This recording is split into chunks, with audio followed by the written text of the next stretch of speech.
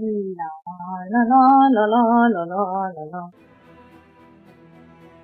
Hello, Arasna. How are you today? I hope you're fine. Sadly, I am not as mean as Rashly can be. I have to enjoy me being nice.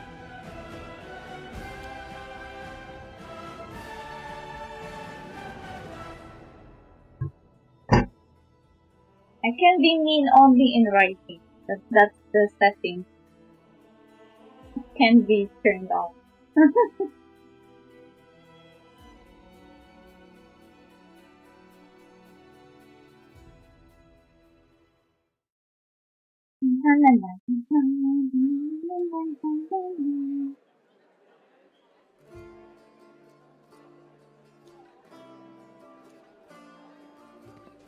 I will. What's this now?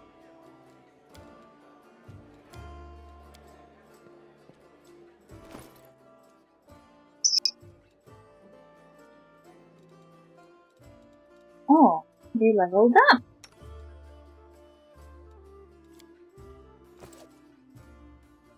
Yeah, that's a good problem. Because I really bad at this. There's so many options, I get confused.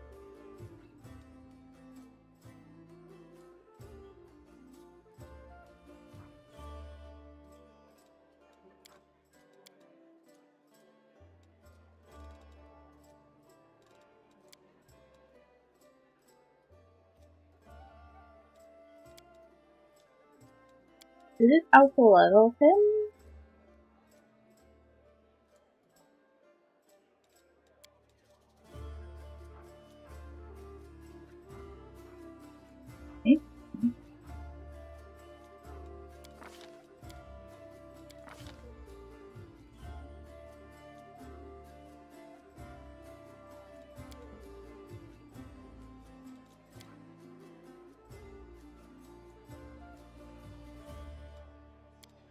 Okay, so there's an outside level.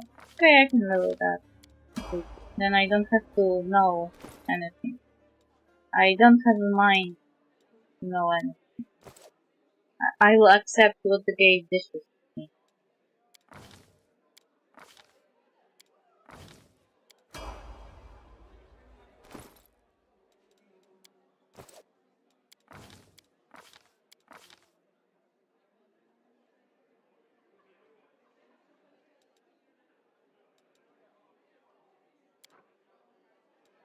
Why the game makes this?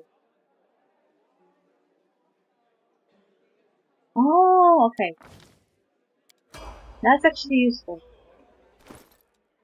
Like, we met some monsters last time that could make us nausea, like, feel nausea.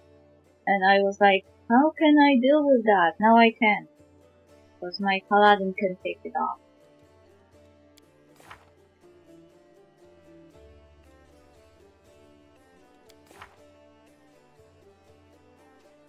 We have so many quests, I am low-key confused.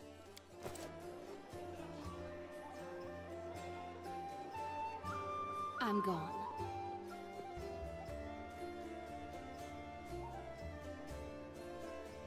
How's that?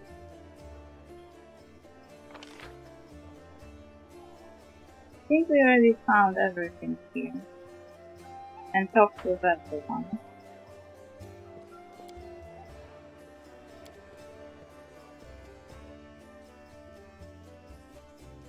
Are all companions joining me or I have to speak?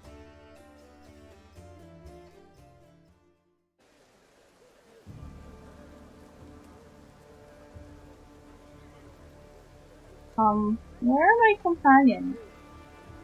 Are they not joining me?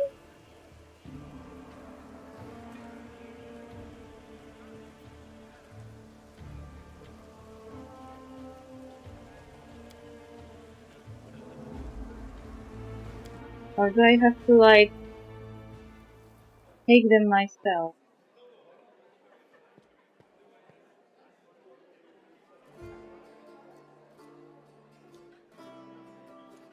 They're currently not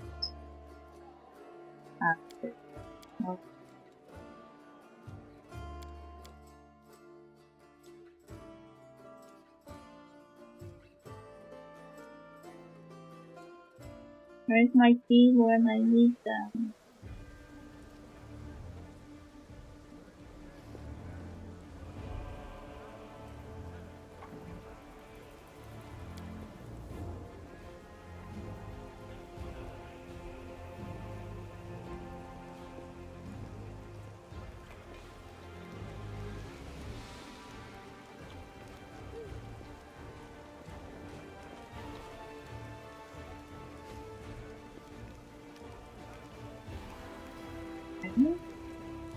Are you too mad? Whatever causes you to steal the gem golem from the Tower of Esper?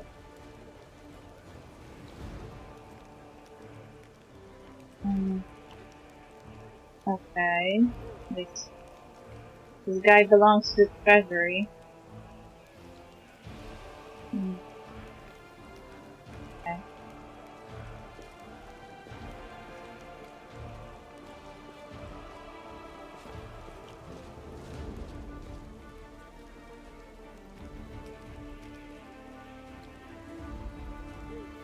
I should care about the golem. Why?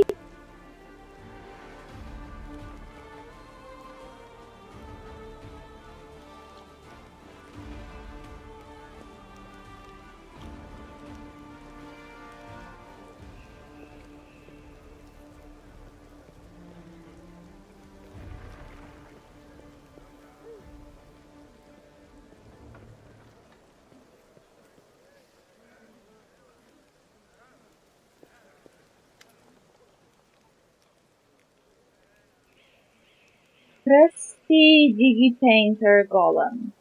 The magnificent and glittering golem, encrusted with gems and covered in intricate flowery embossing, triumphantly exclaimed, "Happy to be of service. May Shalyn brighten and vivify your day." What?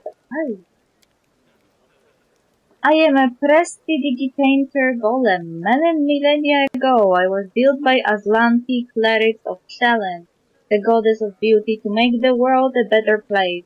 In my joyful service, I have visited many lands, and for the past few centuries, I have resided at the Temple of the Sunrise Chrysanthemums in Tiansha.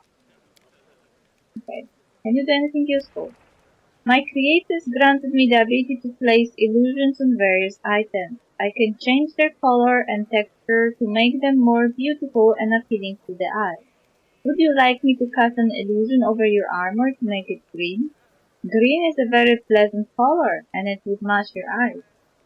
Also, I suspect the usage of this entity is for dyeing armor. How did you end up here? I was in the Tower of Astrod Museum, but then some not beautiful people came and started smashing everything. I asked them to show restraint, and that's when they decided to steal me. After all, I am beautiful and very valuable. They dragged me down the street, but I didn't want to go with them, so I kept stopping. The least beautiful of my kidnappers threw me over his shoulder and tried to run away with me.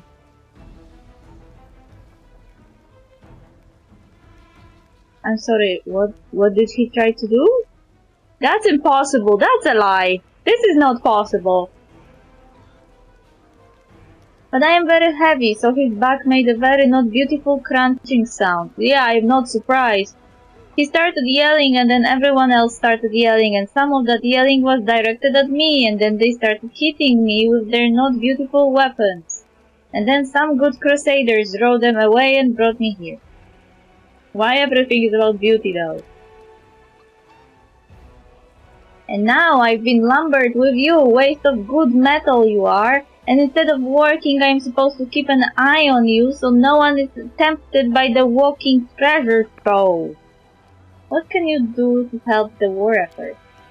I was not designed for any type of combat, yet I can bring beauty and harmony to any type of combat. Okay. I want you to cast an illusion, my dear. Happy to be of service. Oh.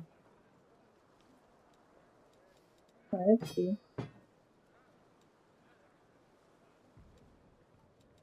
Right.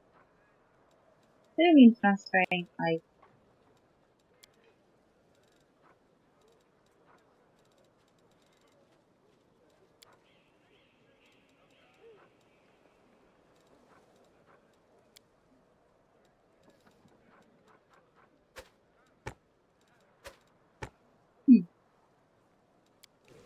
I don't know how to use that.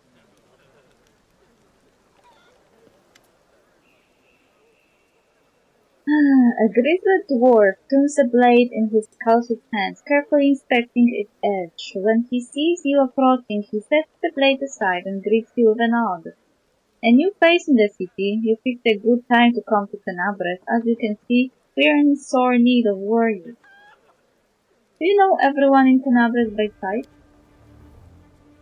Well, not everyone, but I make it my business to know the people who might need my services. A blacksmith's work isn't just at the anvil, you know.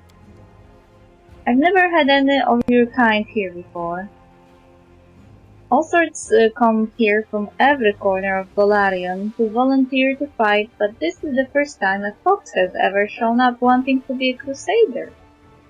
Well, I guess I am a rarity here. Are you Stanton's vain brother? Yep, where he goes I go. That's how we have always done it, even before the world wound. I forge the armor, he goes into battle and breaks it. He brings it back to me and I repair it and make it better than before. Everything has changed since then, of course, but that part has stayed the same.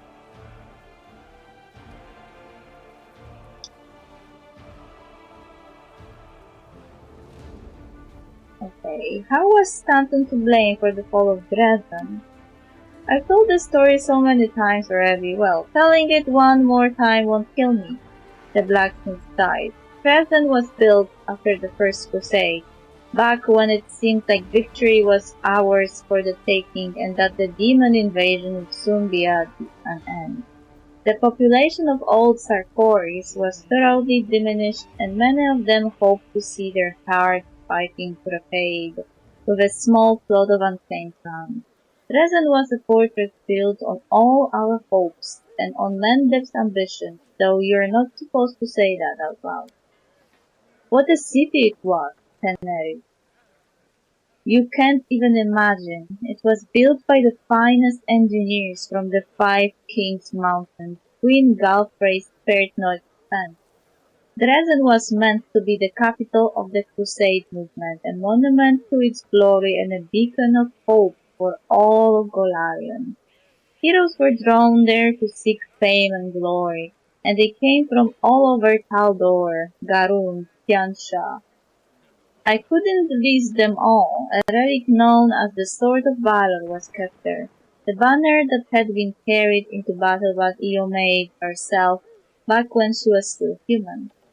That banner protected the city and kept the demons from teleporting inside its walls. As long as the banner was in its place, Dresden was invincible, or so we thought. But then the world wound suddenly expanded. The demons launched a new onslaught and folk started saying it was time to declare the Second Crusade. Dresden was unassailable, until one young officer was tempted by a beautiful woman.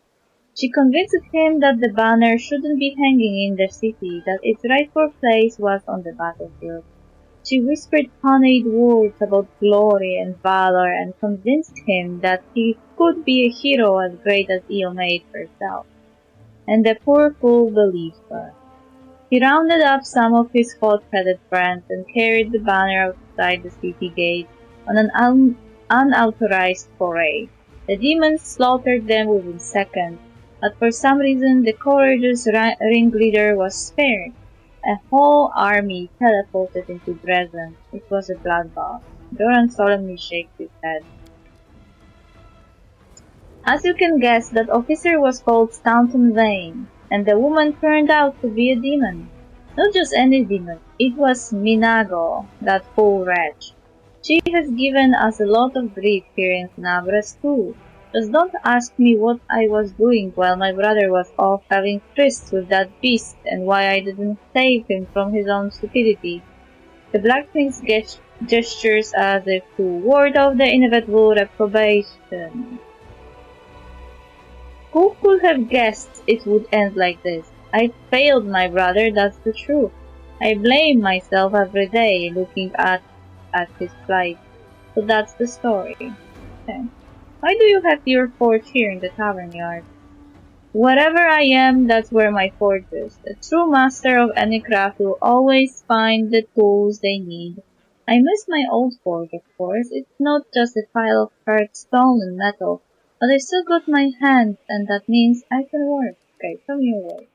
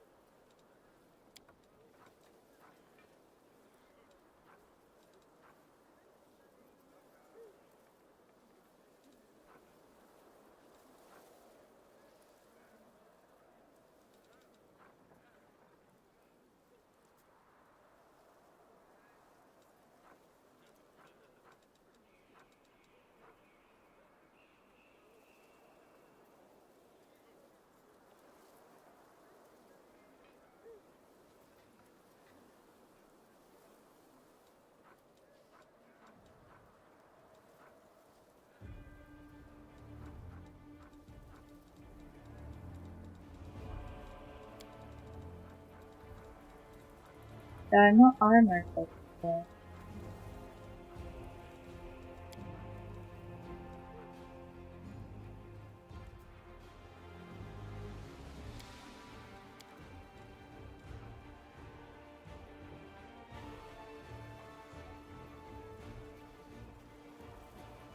This looks cool.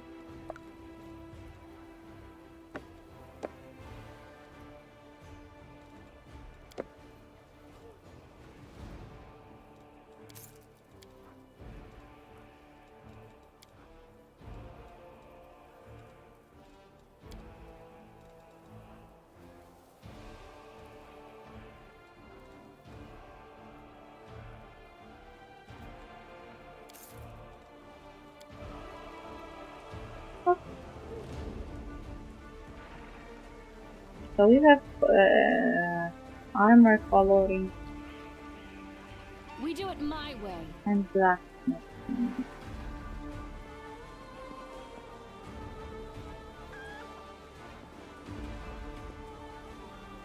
Work on houses.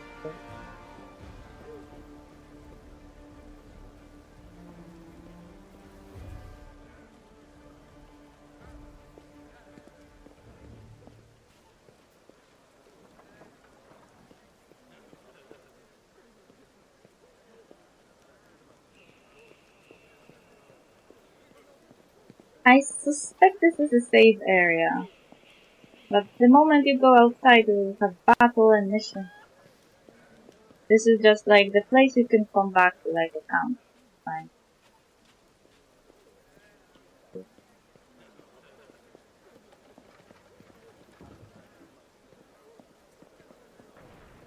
Nothing different here.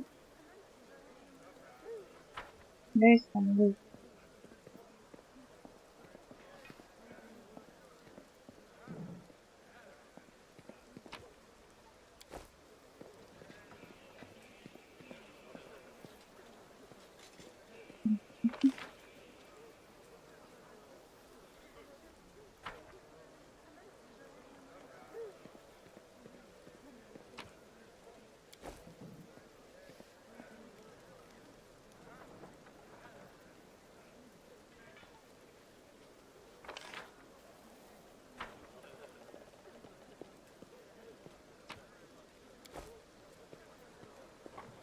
Follow if you dare.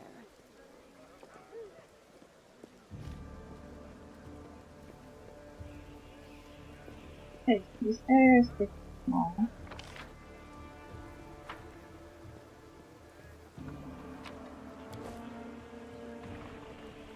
I'm off.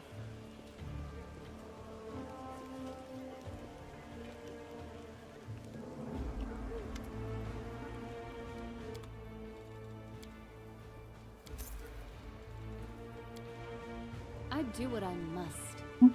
Broken some stuff. Doesn't matter which way I go outside.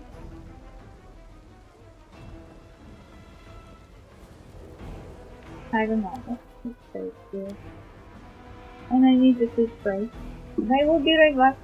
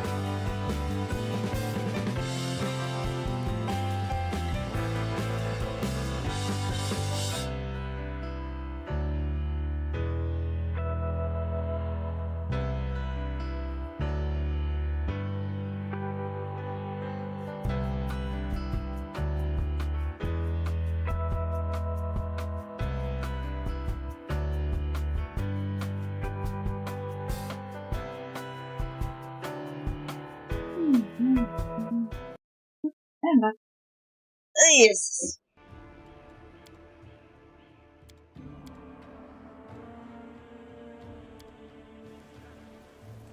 Huh.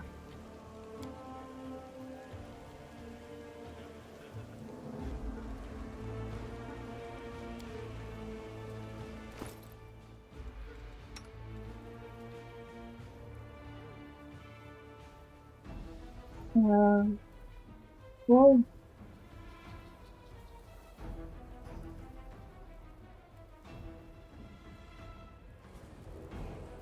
intelligence 18. Wisdom 10. Constitution 13. Dexterity 10.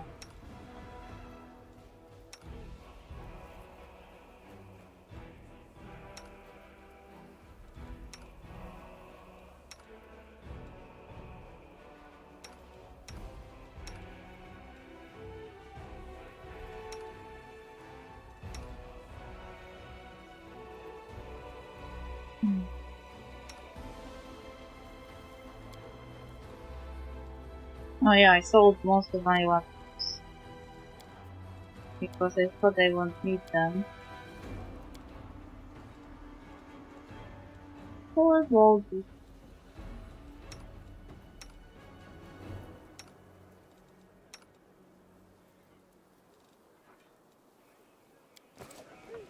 For now.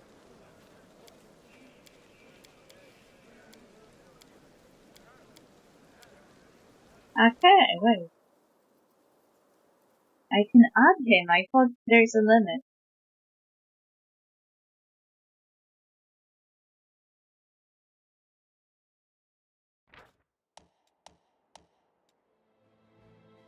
Oh lordy.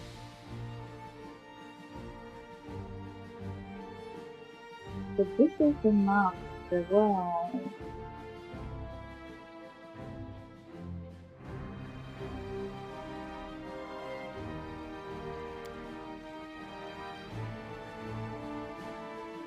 Defender's Park.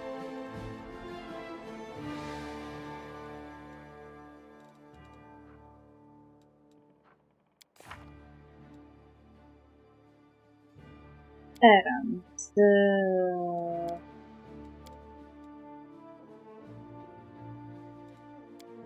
Don't stop. The divided sea.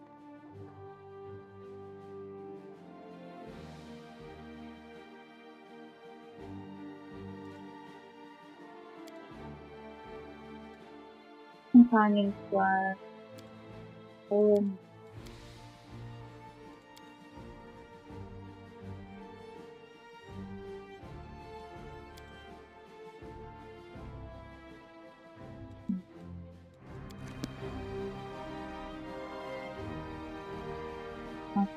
Here is the class. Here's the class. Here's the class. Amelia class.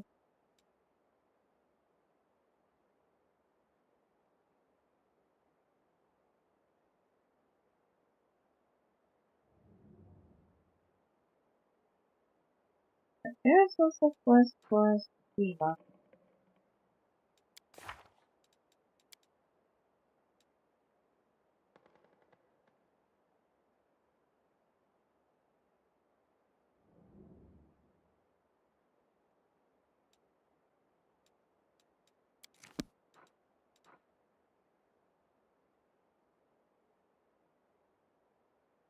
Ah, those are required companions.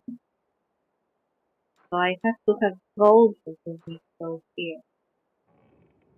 The closest one will go there first. Rone will take one out.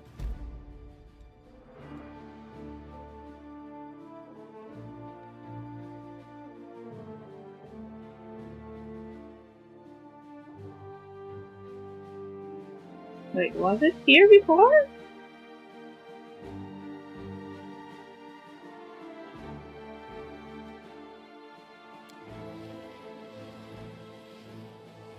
This is so funny. Like to D&D, I guess. I never actually saw how people play D&D with the sword stuff.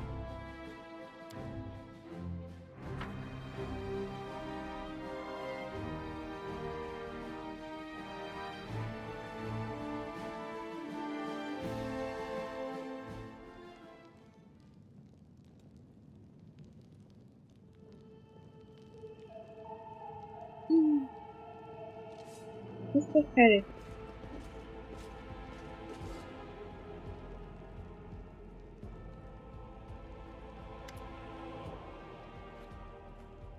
The basement is dark and damp, and you are immediately struck by the hostility of the gathered tieflings. 5 of them are kneeling along the wall, separate from the rest. The tall woman who had been cleaning her fingernails with the tip of her knife greets you with narrowed eyes. Brother Walter, you got my message then. They almost sound as if they were church members. Sorry I couldn't swing by sooner, dear sister Charisma. It was just one thing after another. First I was in shackles, I was still in shackles. And I was being watched, and then the chief got me out, and I came here straight away. I knew you had been waiting on me.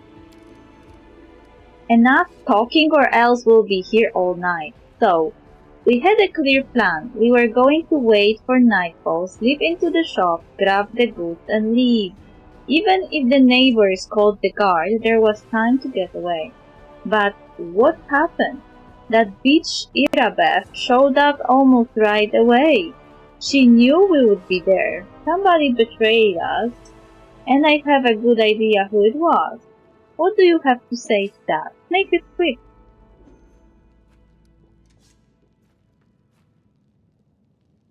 Do you think Voljiv knows the name of the traitor? Lawful. The burden of proof lies on the accuser. Voljiv doesn't have to prove anything. Kenabret is burning. Why are you squabbling here instead of fleeing the city? Voljiv, tell us your side of the story. What happened? Attack, I will kill you all and put an end to this. I don't want to get involved in this. Here's my turns to you. She speaks. I thought Voljiv only brought you so he would have someone to hide behind the thing from south. Yes, he knows the name of the traitor. Every gang that Brother Voljiv has been a part of has very quickly come to an end. Their hideout location was past the guard, or their competitors found out where they could ambush them. Voljiv is the only one who always comes out smelling of roses. If you think about it, you will come to the same conclusion as us. During the previous stream, I got the impression that he really didn't care about anyone who was helping him. But now, when she said it this way, it almost sounds as if he was a double agent. I would have said that meant that Voljiv was cursed with finding friends among losers and screw-ups. But now that he is with us, that must mean the curse has been broken. Wow, he's so nice. That depends. He was indeed most fortunate to find himself in a party with me. On the other hand, he also ended up in a party with you. Amelia, why are you so rude? The number is burning. Padme purses her lips.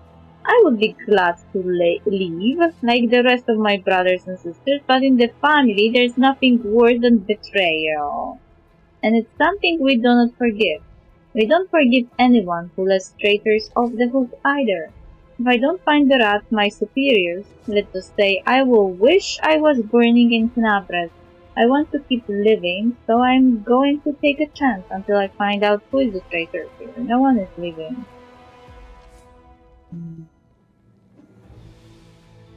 Voljiv, what's your side of the story? What's there to tell? About a week ago, Sister Carrie and I got 6 of us together in this very basement. Me and those 5 over there, I mean. Voljiv jerks his head toward the 5 tieflings kneeling by the wall. She rounds us up and she says we have got a score. Ancient trees and wonders. The one place nobody's ever been able to hit. The place that's guarded by a golem. But now a powerful scroll that would knock out the golem just happened to come into our possession. Along with people that the shop owner will be gone on a particular night.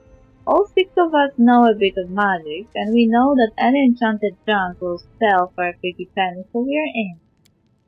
And the most important thing was that none of us was to be hanging about the shop ahead of the job. No casing out the place, no calling attention to ourselves from either the golem or its master. This job was top secret. That's all true so far. Go on. We did everything right, with the logs and the golem. I picked the lock, I remember it clear as day. Sister Dalna was on lookout, brothers Melron had the straw, Doofy, Tari, and Varnir brought the sack. We covered the windows and lit the torches. I remember scooping up rings and tossing them in a sack, and one right expensive one rolled away from me. I crawled under a table after it, and next thing I know, Irabeth was there. Everybody scampered, but I was still under the table. Not my finest moment. I was going to wait it out, but then those blockheads were dragging me out by my tail and put me in shackles. They took all my rings off me, about 20,000 worth, and to add insult to injury, I never even found the last one. In the end, I got busted over nothing.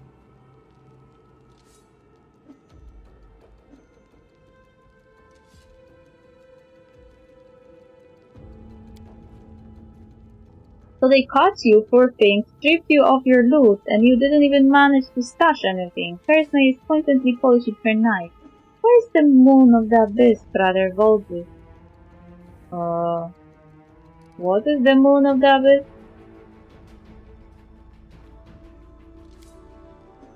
It was an amulet. It used to sit on a little cushion in the window of Ancient Trees and Wonders. Sterling silver sparkled like a star.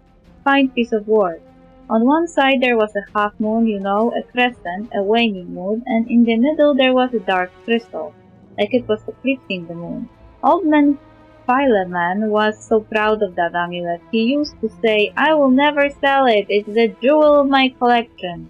Roger sighed unhappily.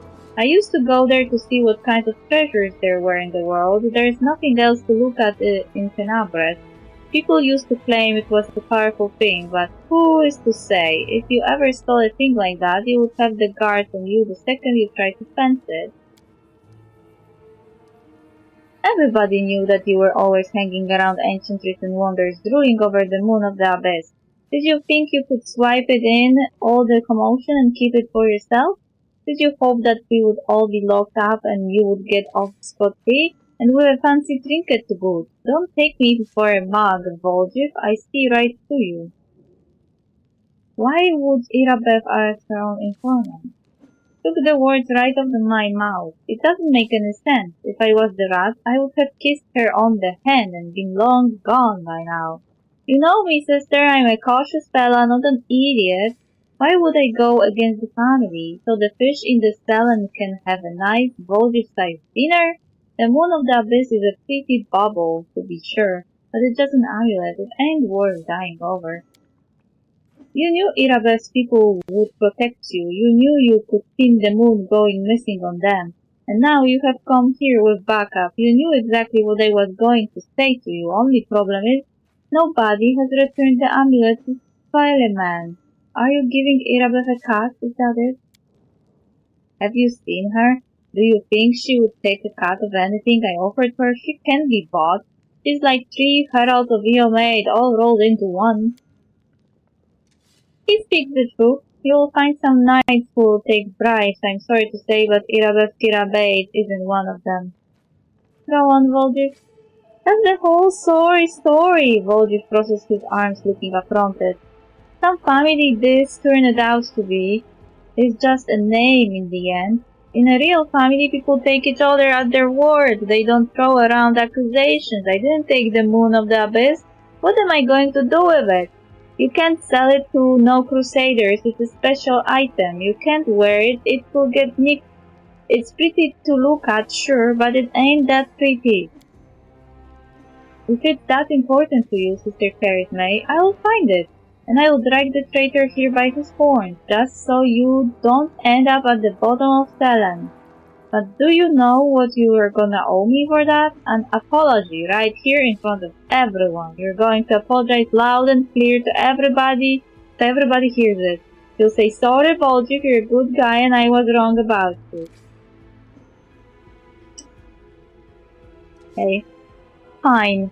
You're one of my people, which is why I'm going to give you some time. But if you run, Brother Volgiv, the family will get you wherever you go. You'll spend the rest of your life looking over your shoulder, tossing and turning at night, fearing poison in every cup and every meal. You'll look into the eyes of every tiefling you meet, wondering if the family has come for you.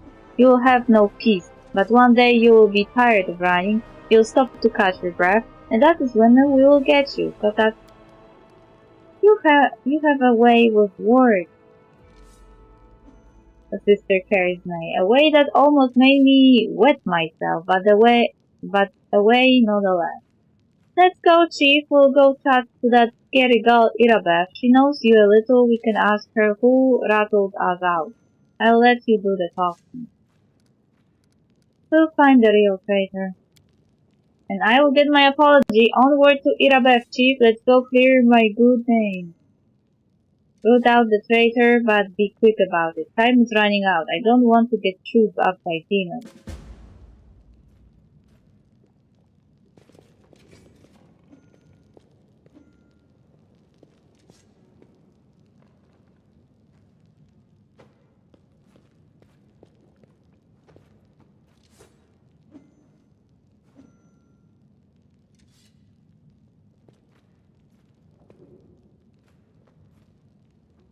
They already called him a traitor. I mean, he has a bad reputation, so I'm not surprised.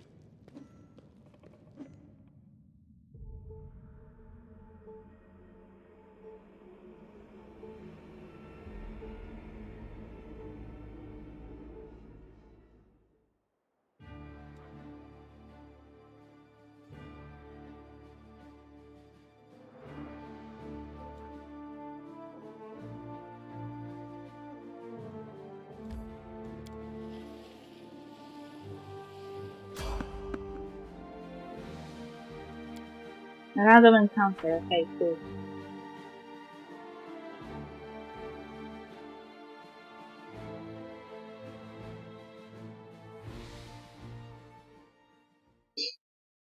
Save the last one for me.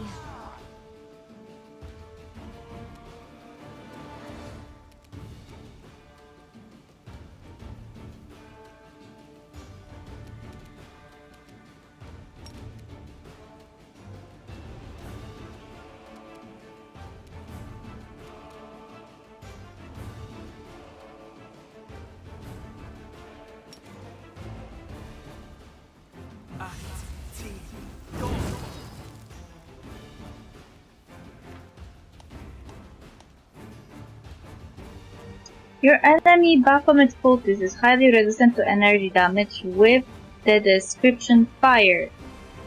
Two main types of damage are physical and energy damage. There are many ways to deal energy damage to a creature, but the most common one is to use a spell. There are several types of energy damage: fire, cold, acid, electricity, force, sonic, divine, positive, and negative energy. Some creatures are resistant to one or more types of energy damage. The damage of this type they receive is reduced by a fixed number.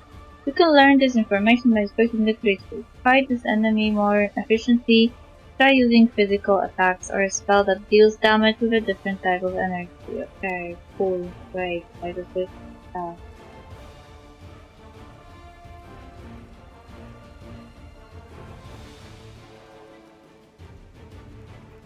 Could have used it on that one.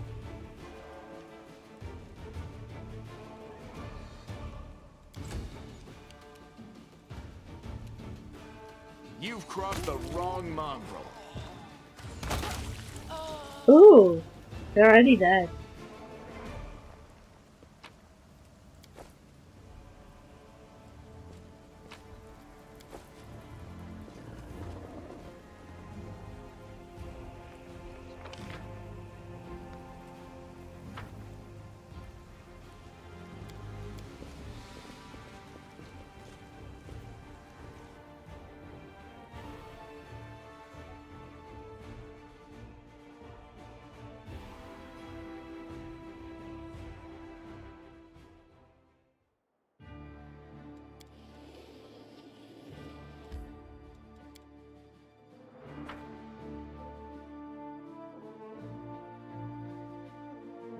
I wonder why the game makes a note that which day you visited this location. Doesn't matter.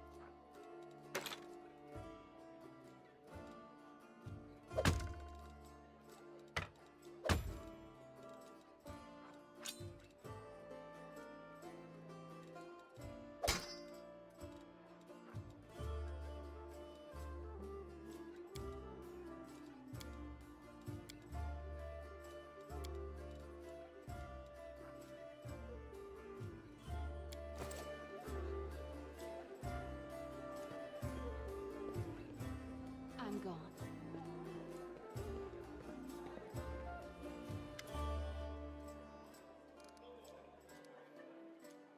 There is a traitor I'm trying to track down. Who's the informant among the thieving?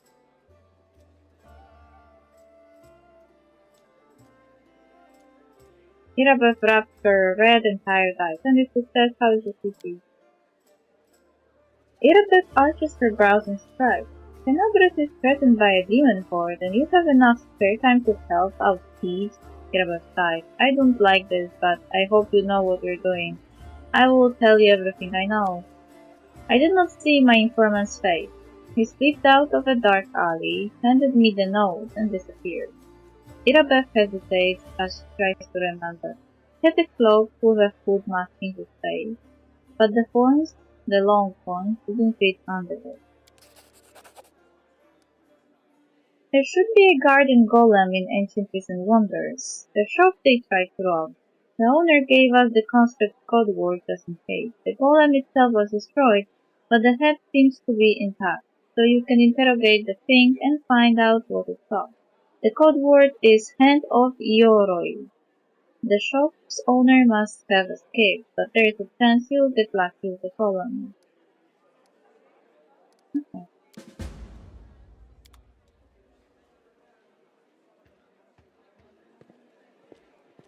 We do it my way. We do it my way. We do it my way. We do it my way.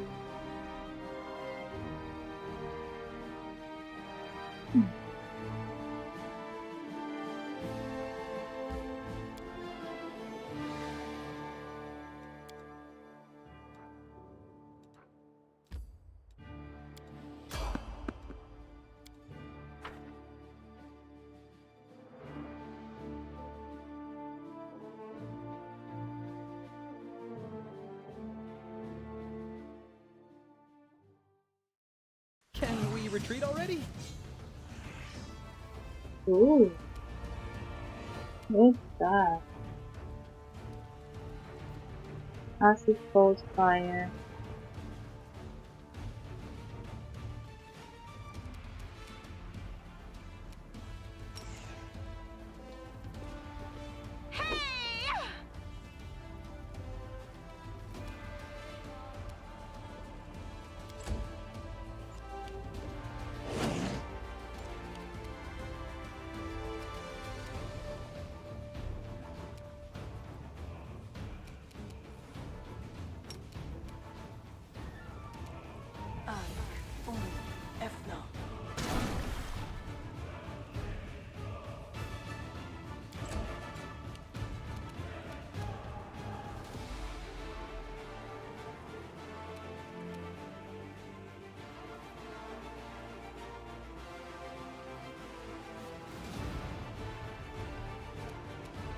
I'll cut you wide open.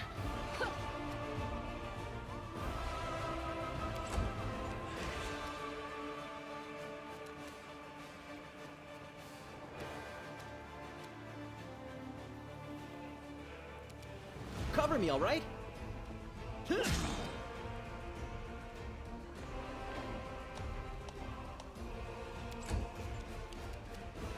You won't survive me. Did you see that?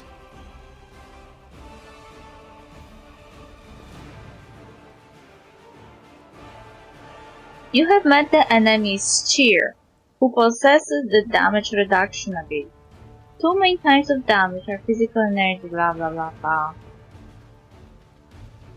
In the description, the ability is always specified how to overcome it. It could be a specific material, weapon type, slashing, or alignment. DR5 adamantine means that all physical damage is reduced by 5 unless it's dealt by an adamantine weapon.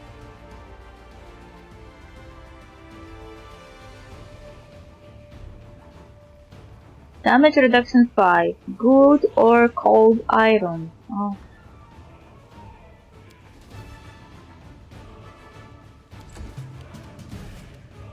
No glory without risk!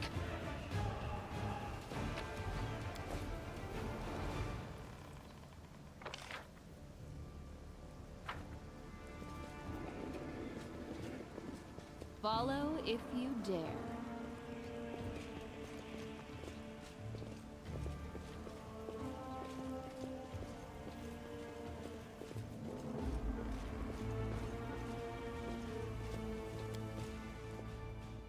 Those areas are pretty small.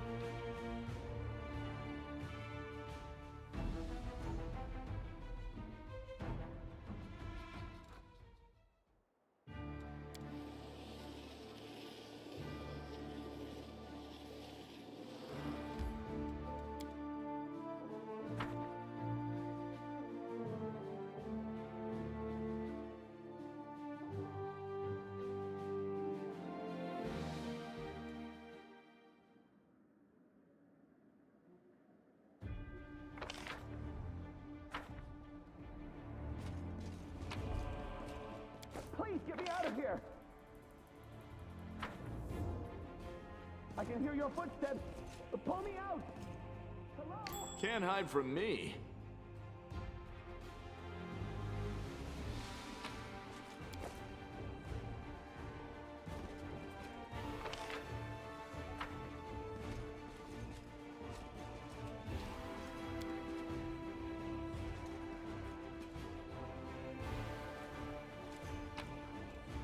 Hello? Is anyone there? Yes, there is someone. Please?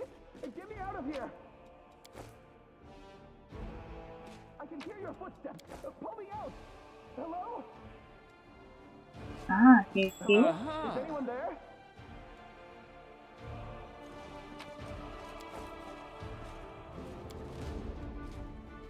Please get me out of here! I'm off. Free at last. I thought I'd be flattened like a pancake under that rubble. Much obliged.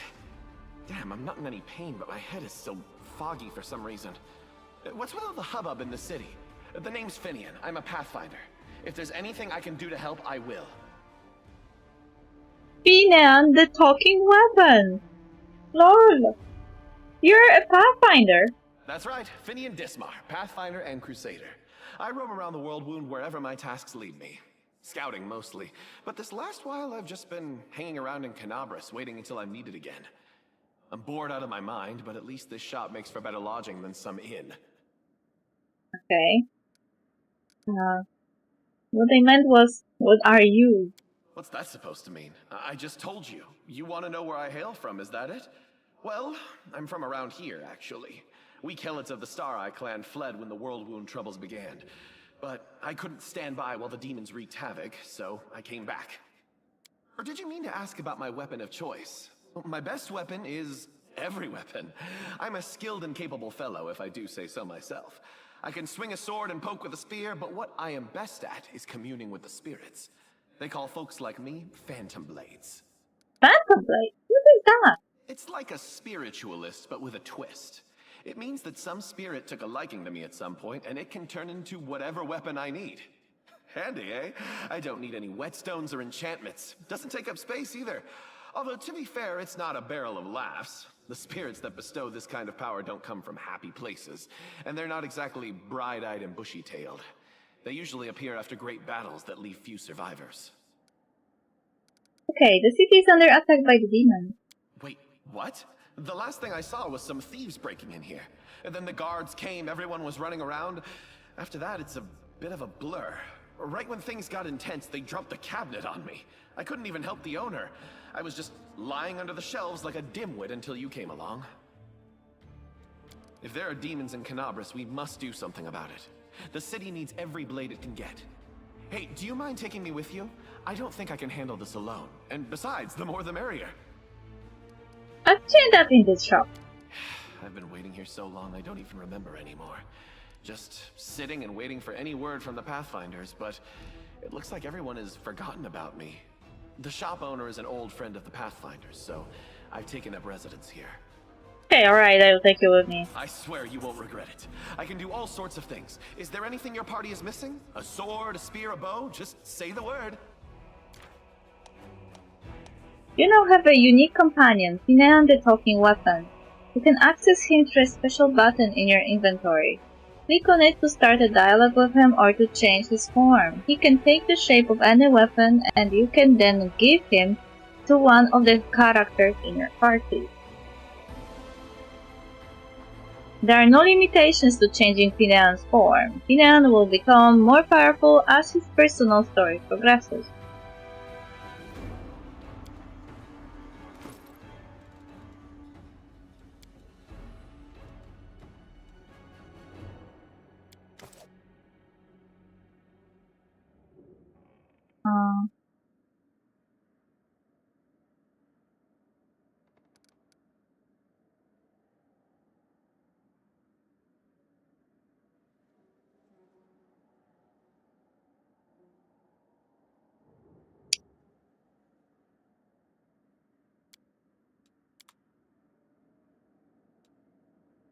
Okay. I do what I must.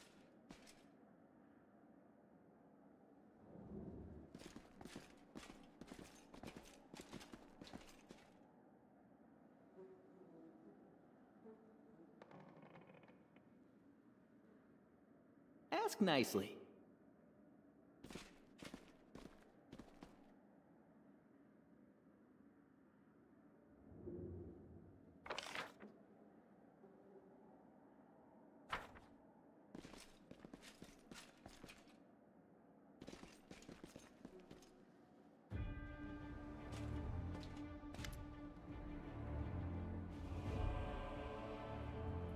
The formerly well-appointed shop now looks as though it stays. It has been completely ransacked. Lying in the corner next to a scorched wall are the soot-covered shards of a clay golem's head. The golem's eyes glow in the gloom. Master, Codeword. End of Yoroi. Codeword correct. The golem's eyes glow brighter, awaiting orders.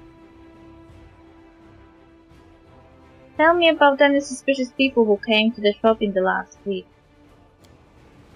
The golem is silent for a moment. 56 individuals entered the shop. Human female, old. Gnome male, old. Human female. You'll be reading off customers till nightfall. We need to ask it in a different way. Were any of the suspicious people tiefling? The golem is silent for a while. Tieflings 3. Tieflings male, middle age. Tieflings male, young. Tiefling female, young. Describe the young male. Tiefling male, medium height, short horns curling backward, medium length tail, eye color yellow, hair color black. Special observation, annoyed master. Horns, hair, tail. That sounds like me! But it's not possible. I know what the security is like here. I didn't come near the place. I give you my word, Chief. No special observation. Subject was unremarkable. Darcy can't have been me. Describe the middle-aged male tiefling. Tiefling male, medium height, long horns, medium length tail, eye color pale blue, skin color dark. Special observations, red hair. Oh, that's our traitor. I would bet you're live on it. Paris may drill it into our heads that we wasn't to go hanging about the shop. Red hair. We have got a couple of gingers, and plenty more who get it out of the bottle. So much for a special observation. Golems ain't all they're cracked up to be.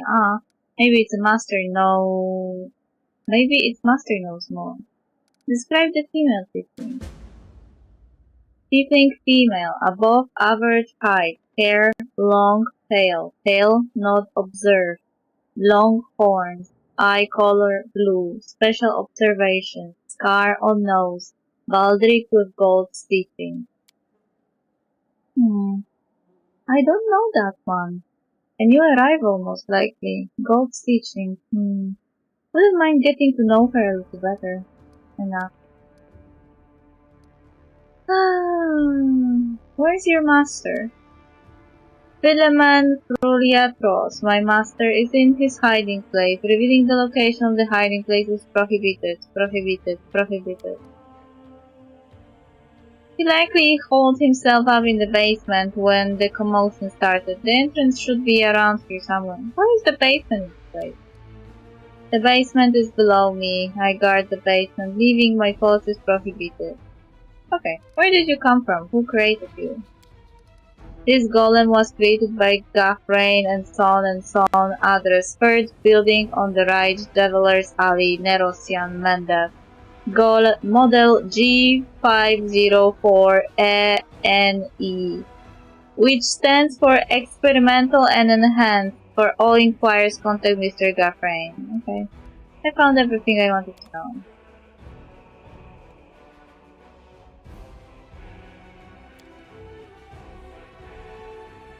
Well, this didn't go well.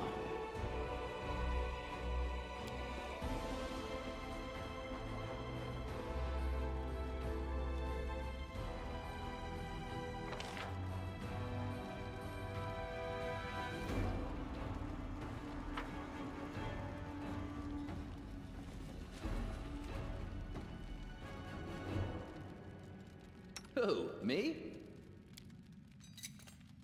Pretty good, aren't I?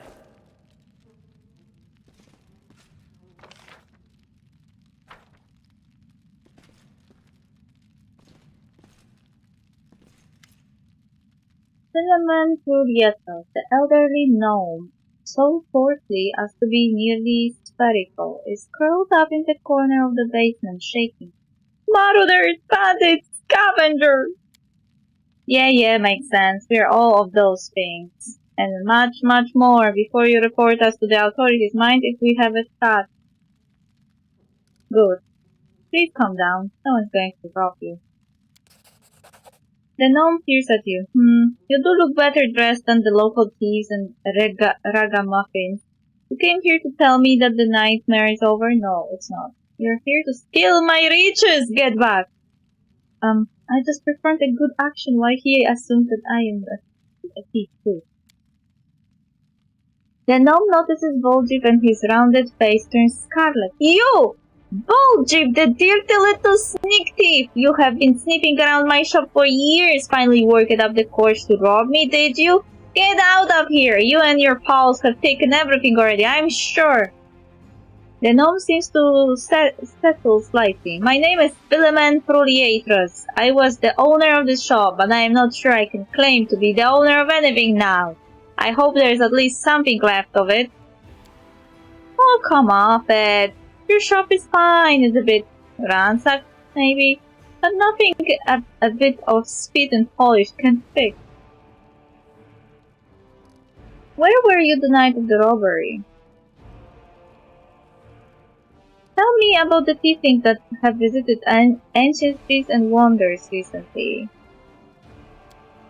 Why should I tell you anything about my customers? You're not from the city guard or the Eagle Watch. Chief is, if he keeps digging his heels in, just say the word. I know how to loosen his tongue.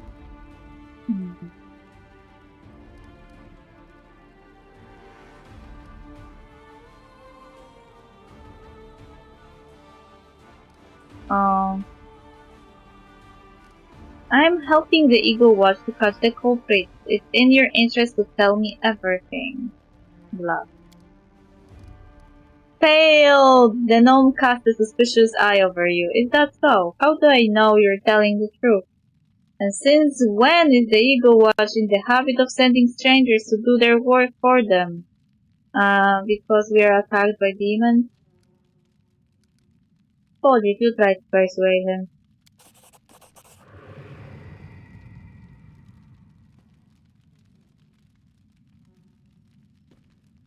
Persuade him how? I ain't even gonna try, I'm just gonna let him have a little chat. Told you wrapped in blue flame and the shadow of a winged demon with claws grows behind me. With the devourer demon from the depths of the abyss. Philemon recoils in terror, covering his head with his hands. I will tell you everything. Yes, I really did kick that pup, but I didn't know it's going flying halfway across the yard.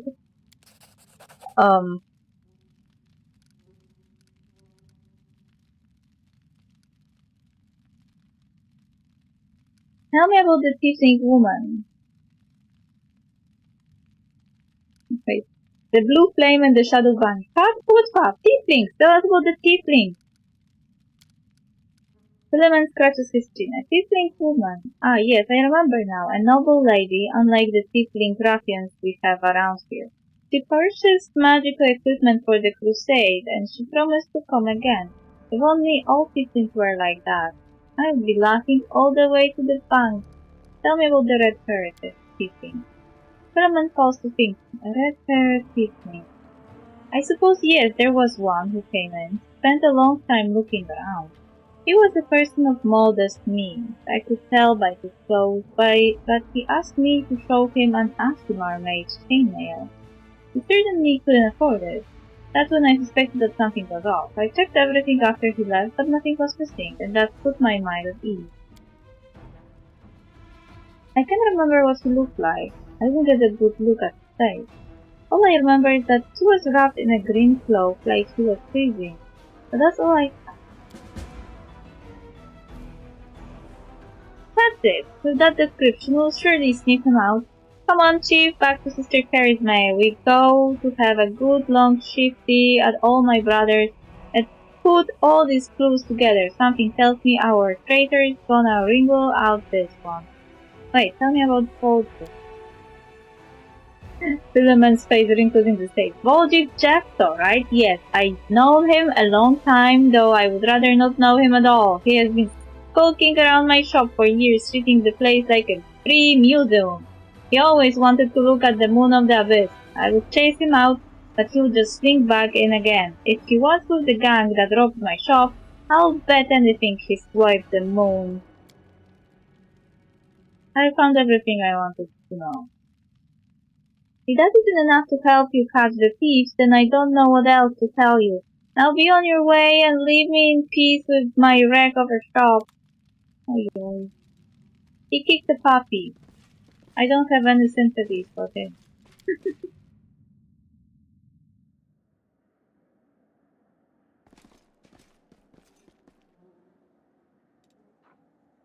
Oh, fatigue. I guess we should rest.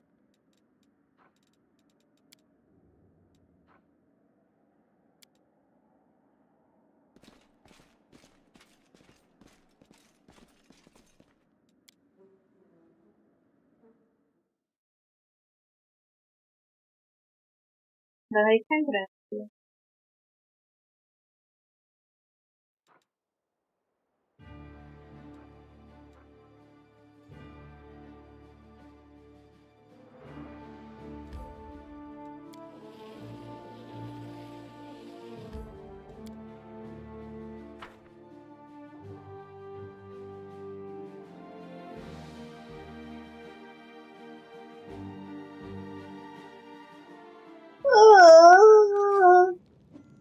Wait, maybe we can rest here.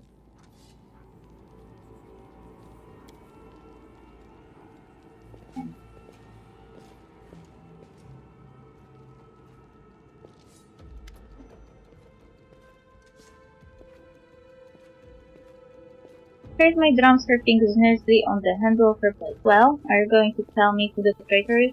The name and the moon of the abyss that they stole. I don't need anything else.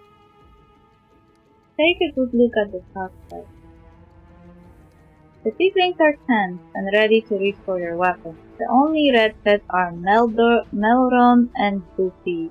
The dark-skinned tieflings are Varnir, Duffy, and Melron. Duffy, Melron, and Tavi have straight forms, but Tavi is female. Only Varnir and Melron have green clothes.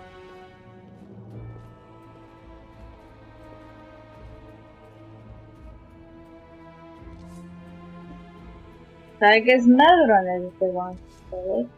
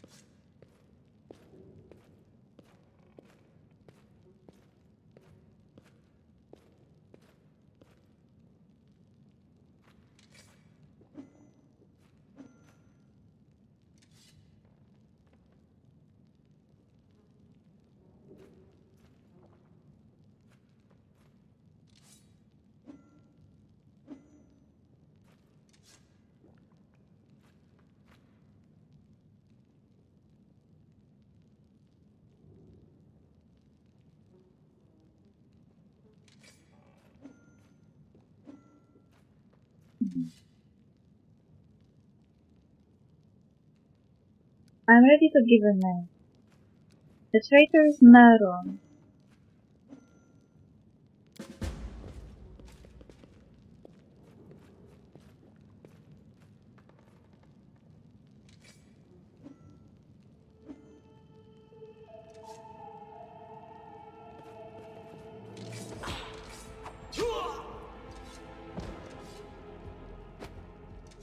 She kicked him.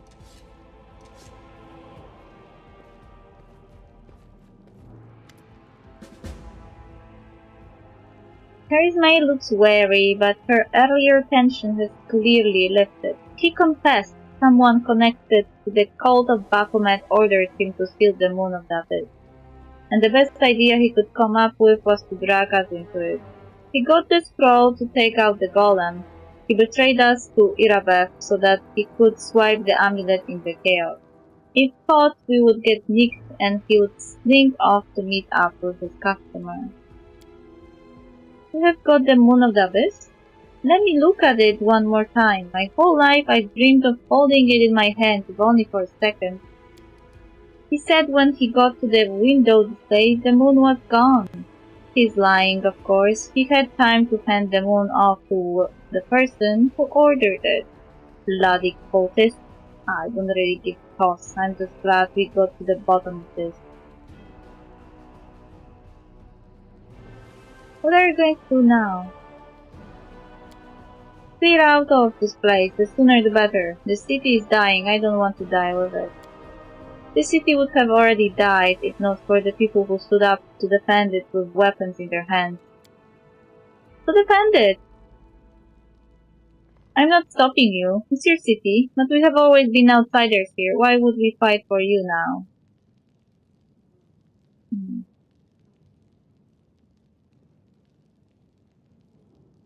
What are you going to do to the traitor? Charisma nonchalantly picked at her nails with her knife tip. He'll be sent to visit his distant relatives on their farm, to think about what he did, and no more questions. That was fun.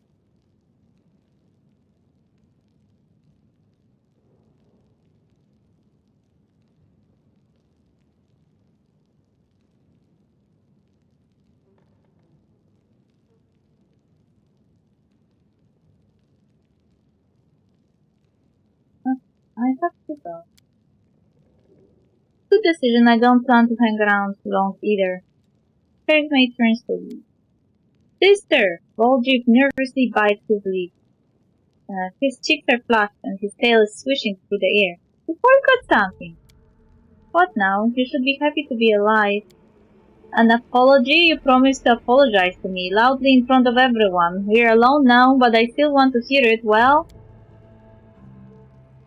That Charisma shrugged indifferently. So, sorry, I suppose, for being wrong about you this time. Don't think that just because you didn't act like a jerk this one time that it cancels out the rest of your record. I know all about you till next time, Volker. Diplomacy.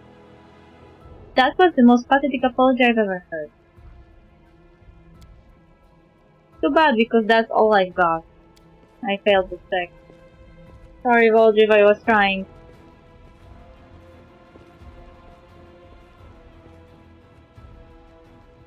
Voldrik watches her go, his tail relaxing. Better than nothing. Listen, chief, when you have got a spare minute, come see me. I've something I wanna discuss with you. But for now, let's get out of here. I don't like sitting below ground when the building above is ready to crash down on our heads.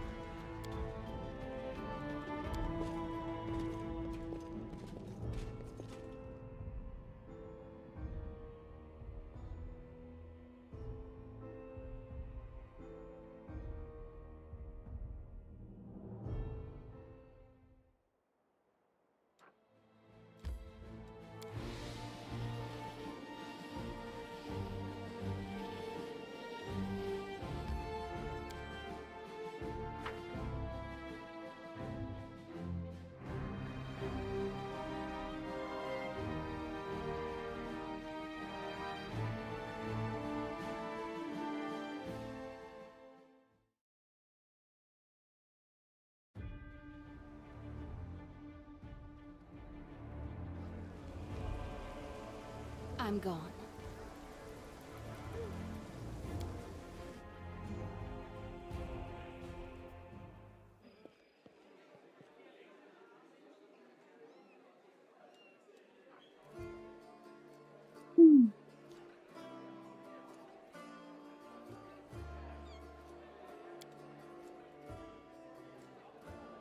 fine. So you ate rats and moss and things like that. Well, once when there was nothing else to eat, my old gran stole a rotten fish from the market and made a soup with it.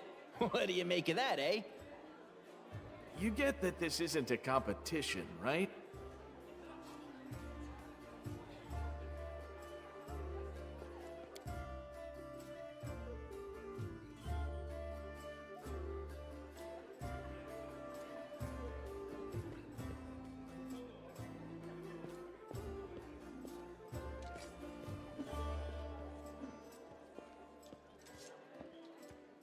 Psst, look, Chief, I got something to show you.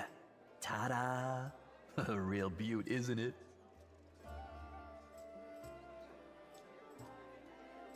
So you did betray the tiefling.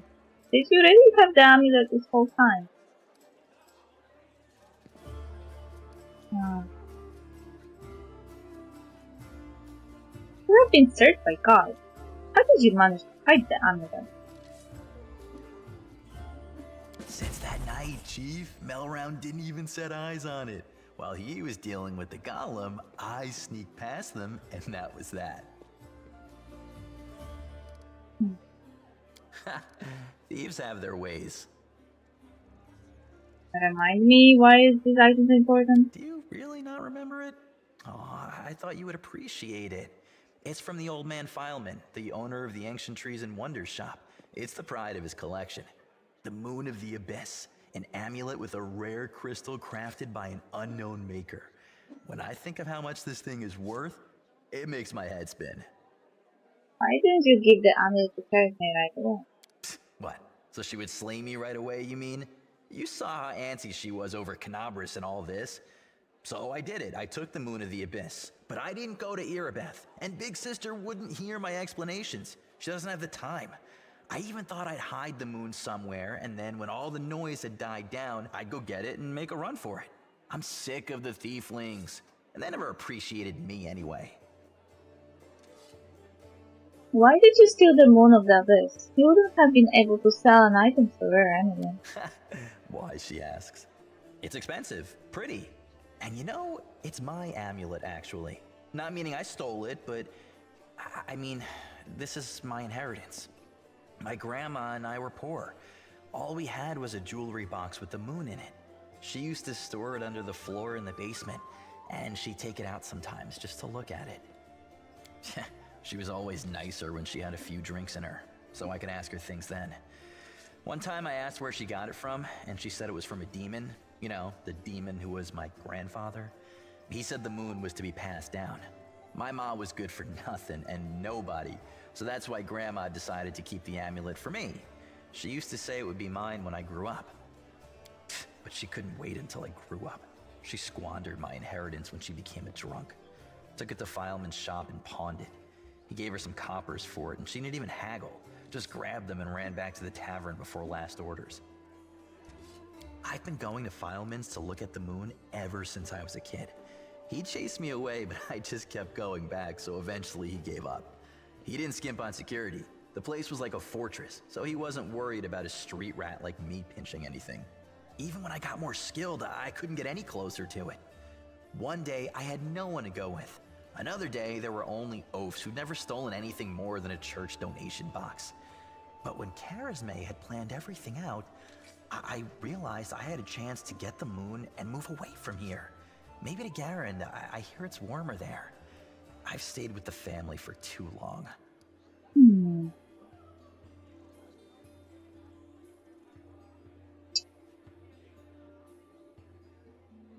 So you did betray the tiefling.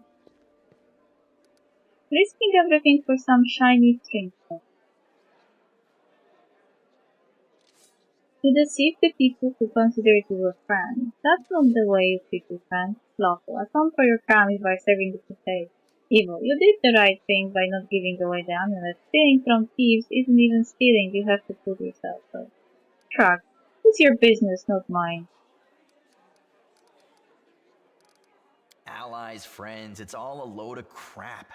Life brings us together, forces us to make plans, do whatever it is we do, but it's a safe bet that this ain't forever. I might be a traitor, but the others, are they any better than me? Melround had a good reputation in the family. He was trusted, and you see what happened.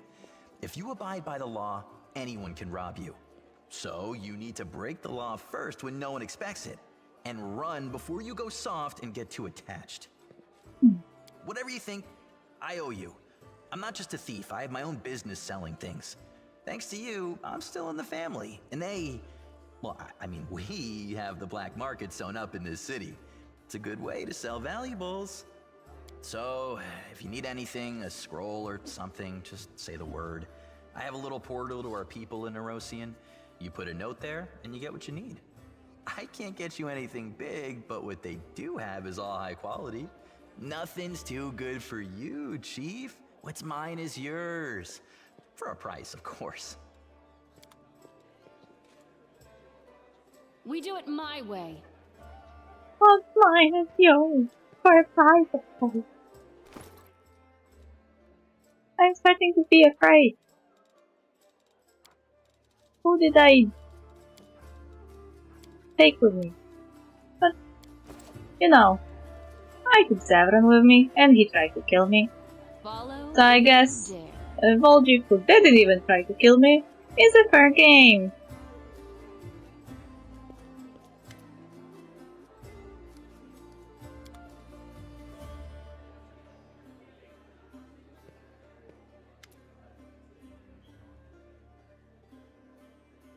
Anevia in her muted colors blends almost perfectly into the background. She appears relaxed while her seemingly unfocused eyes are taking in everything around her, tracking and filtering potential threats. The only tell is the way she drums her fingers on her hip near her weapon sheath.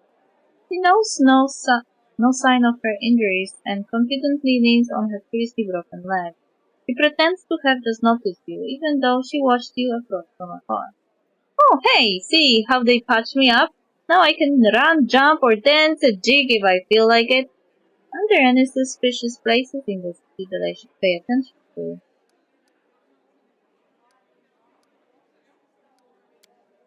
There were a couple spots I wanted to check out, but I didn't have time. If there really is a den of cultists there, it would be good if you could swoop in there and bust some heads. But you don't even need a search warrant, and I guess with you a crooked smile. First one is the Silken Thread. It's a funny little tailor shop that doesn't take any orders and never buys any fabric, but they always seem so busy. They're busy with something in there, alright, but sewing it ain't it. Second one is the alchemy shop, Topa's Solution.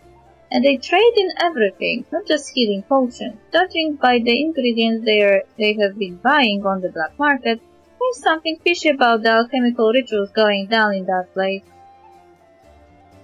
What are your responsibilities in the Eagle Watch?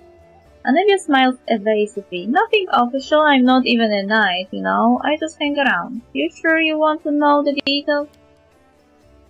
Catching traitors and spies and cultists is no walk in the park. It's a delicate job. You can't always do it all within the letter of the law. What if we surprise some suspicious blighter with an official search? Everyone will know about it before long, starting with their cronies. Then again, sneaking into people's houses at night ain't exactly legal. Crusaders can't be doing stuff like that, can they? Well, I'm not exactly a knight, he trails off. Tell me about yourself. She shrugs with a lazy smile. I would be happy to, but there's kinda nothing to tell. What's so interesting about me? Where are you from? Nowhere. I was blown in by the wind and found in a cabbage patch. What are you, Cinderella? No, stop. Wrong name. Not Cinderella. What was her name? The little lady.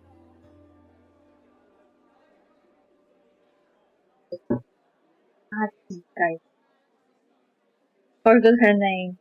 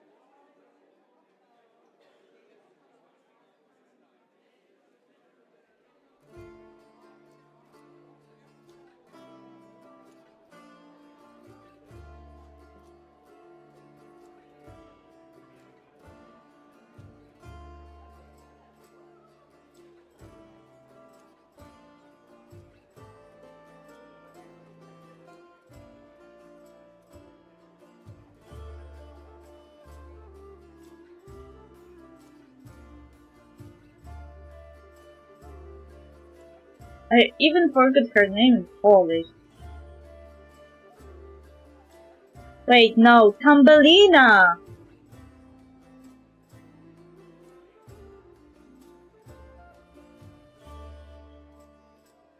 Finally. What are you, Thumbelina? She stopped short. Sorry, that's an old habit of mine. I don't like blabbing about my past. But to save my skins, I guess I kinda owe it to you not to clown around, right? I'm from Nido, and I wouldn't wish my homeland on my worst enemy. You have heard of the place, I'm sure, ruled by monsters that aren't alive nor dead, and the official religion is the cult of Zon Katan. I grew up in a slum, like a weed between the cobblestones. I didn't have a dad, but I had lots of aunts and uncles, my mom's cronies. No prize for guessing the kind of business she was involved in. They gave me a set of lockpicks as soon as I could hold a spoon, and while other kids were picking their noses, I was picking pockets. One day I have to meet a nobleman who decides to become a rogue, because that would be hilarious when he tells his story that I was born with everything. I was being fed by servants with a silver spoon, but I got bored and decided to go and pick log.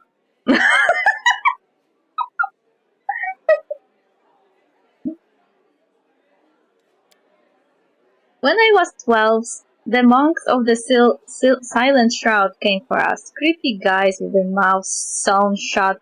They're the guards in Nisrock.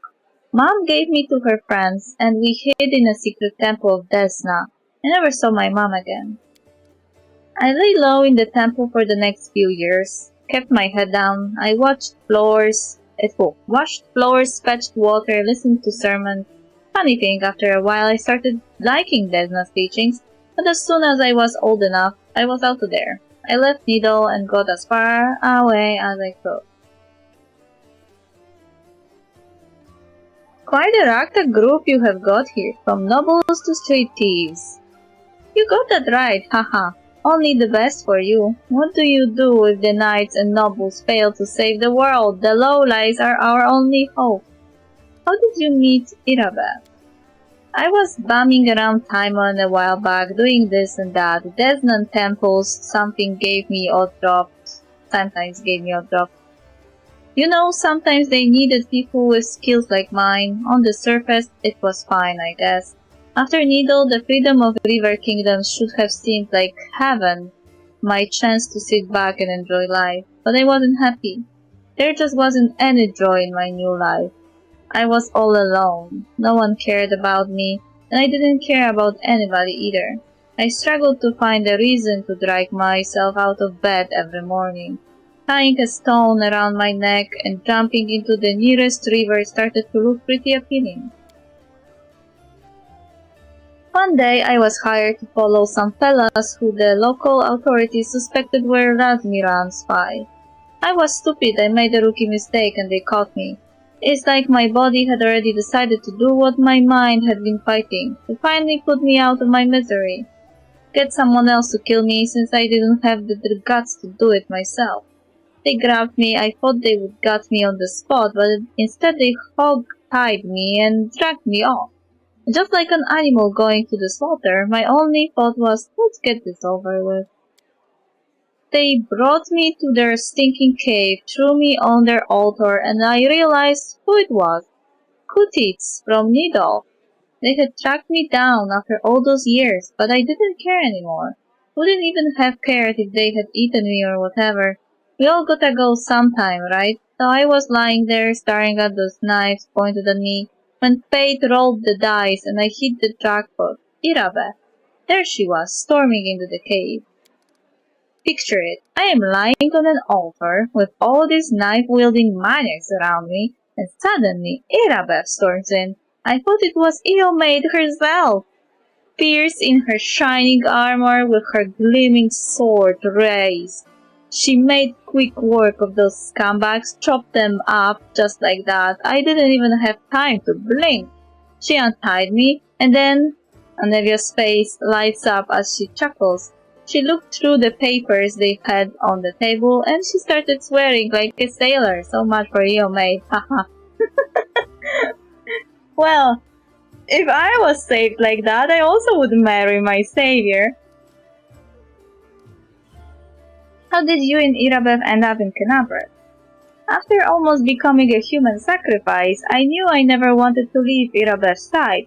Desna knows I fell for her instantly and I fell hard. My misery was gone, and when Irabeth showed me what was in those papers proved that the cultist had a nest in her home city, well, I offered to help without a second thought. Anivia smiles warmly. She must have figured I couldn't wait to get my revenge on the cultists, but I didn't give a damn about them. It was her. I would go anywhere with her, even on a crusade or into the jaws of a dragon. But I took to life in Kenabres like a duck to water. I used to be an outcast wherever I went, but half of the crusaders are the same. After all, who would volunteer to tangle with demons on the edge of the abyss? You gotta be either a goody two-shoes with too much honor and free time, or a misfit with no time out in the normal world with normal people. People come here to run away from their depths, their past, from themselves, dive fit right in. Hey, that sounds a lot like a Grey Warden in Dragon Age. You either get goody two-shoes who join the ranks for honor and fighting the Darkspawn, saving the world, woohoo! Or you get the misfits that joined because they committed a crime and that was their atonement, or they did something in the past and were running away and decided to join the Wardens because their past doesn't matter anymore. If you join the Wardens, you're dead anyway.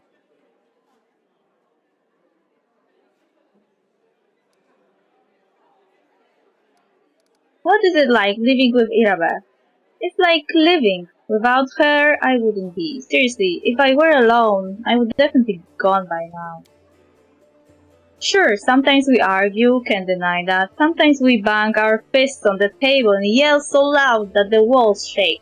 But that's all about order business. But at home, well, I will give you an example. I kinda always wanted to move out of that broom closet we call a house and into somewhere cozier. It ain't like they take a vow of poverty at the Eagle Watch, but every month somehow most of our spare money is spent on crusader business. Sure, I get mad about it, but Anivia makes a helpless gesture. It's part of why I love her so much.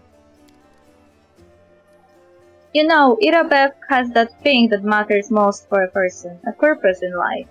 She has always got a reason for whatever she is doing. Her whole life is a crusade, and I just drifted around like a leaf in the wind until Desna brought us together. Now she's the meaning of my life, so it really makes no difference if we live in a mansion or under a bush. Thank you for your answers. Thanks for asking. Telling you all this kinda made me feel better. I have to go. Alright, you watch yourself now. Hey, it's funny that I am also a follower of Desna.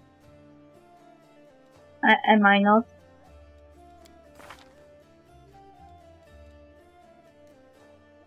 I am certainly chaotic good. I was starting as neutral good, I think. Or not.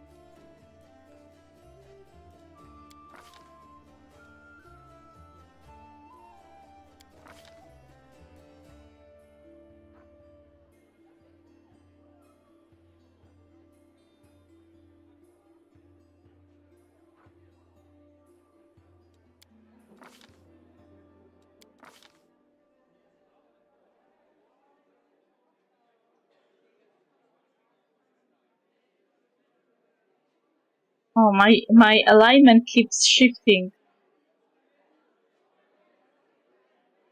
Alignment shifted to chaotic good, shifted to lawful, shifted to chaotic, shifted to good, to chaotic, to chaotic, to chaotic, to chaotic, to good, to chaotic, to good.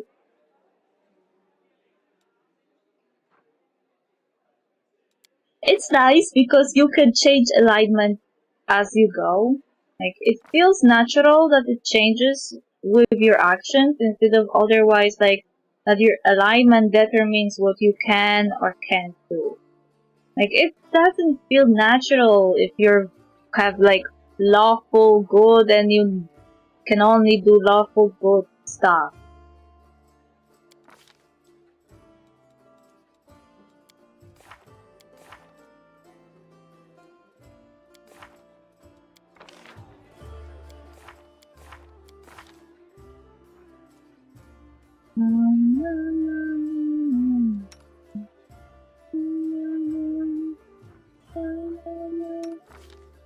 Okay, so I am chaotic good.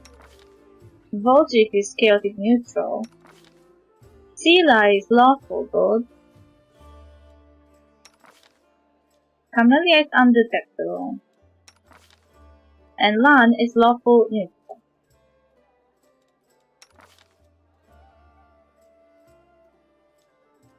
I guess Fox and chaotic good actually are perfect match.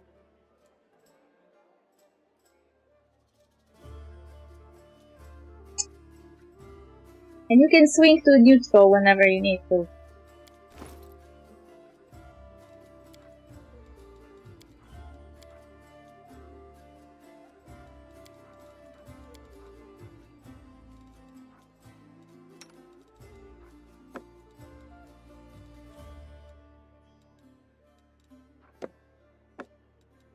Not my style.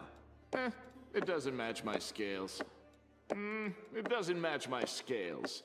Not my style. It doesn't match my scales. Ah, so you put it here. I'm just trying whatever. Type Fox. Provides a +3 insight bonus on Knowledge Arcana and 2 insight bonus on Perception skill set.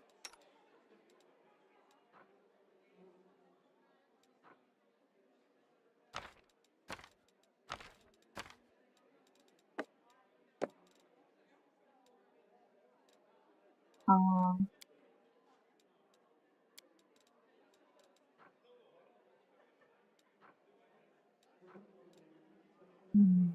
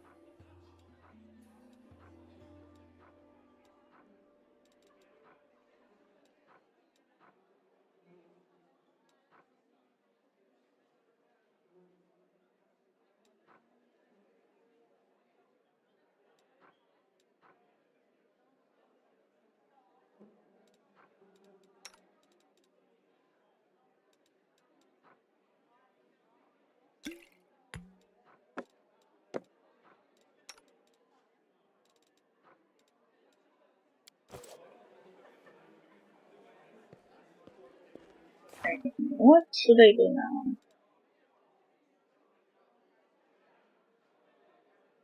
What does it mean?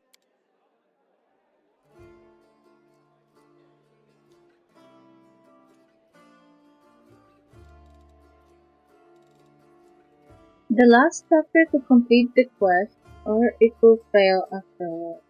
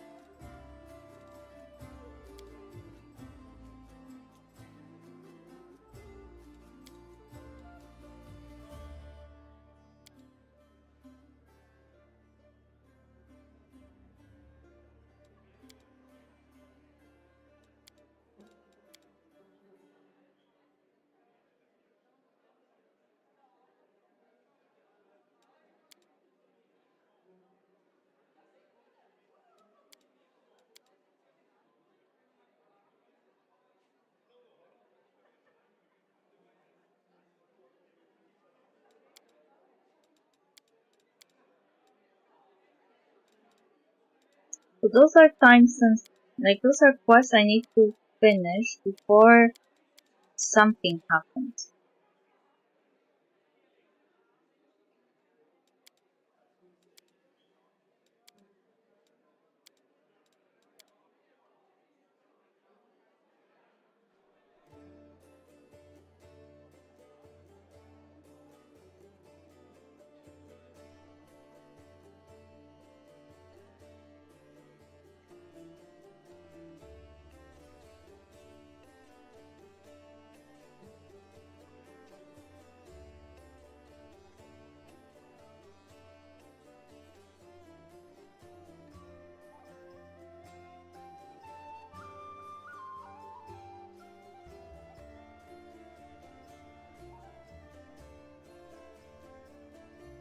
Okay, the divide is taking into account.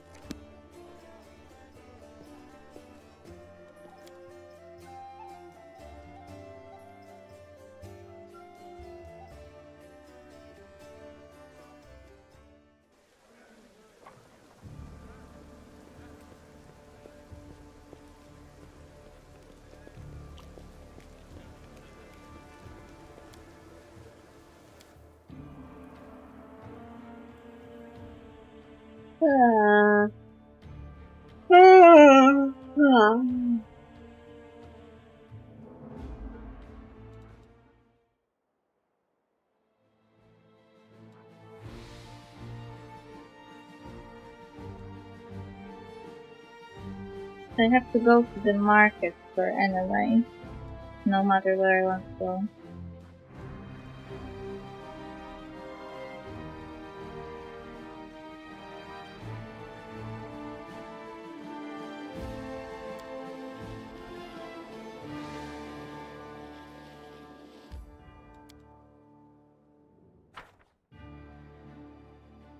Yeah, that's the foods.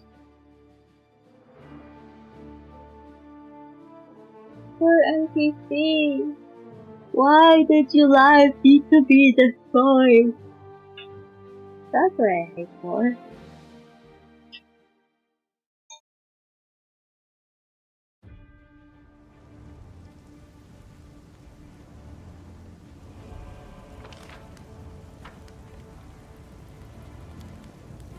A trivial task.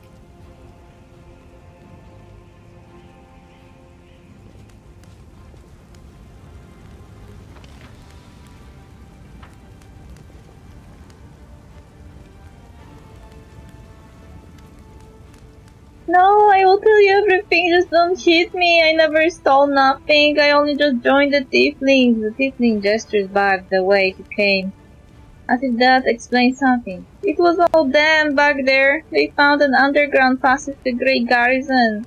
They have been nicking stuff out of there ever since. Low down, thieving rags. That's what they are. They had nothing to do with it, I swear. Brother Ford, is that you?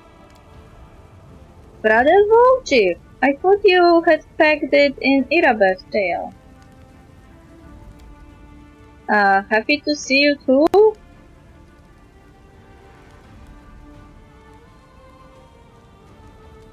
Who are you?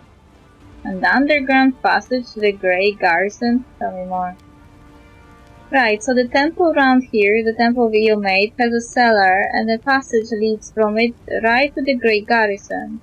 The tieflings, my pals, the lot of them, have been using this passage on and off to sell all sorts of stuff to the soldiers in the Grey Garrison. So when the demons burst into the city, we thought we would check up on the Grey Garrison to see how the soldiers were faring and to offer our assistance. Don't give me that look. This is the first time hearing of this. Tieflings keep secrets from each other too, you know. Why are you afraid of me? You're one of them crusaders, and you lot hate our gods, the tieflings, I mean. You lock us up and do wars to us, the tiefling gulps loudly. But I'm not a tiefling, not really.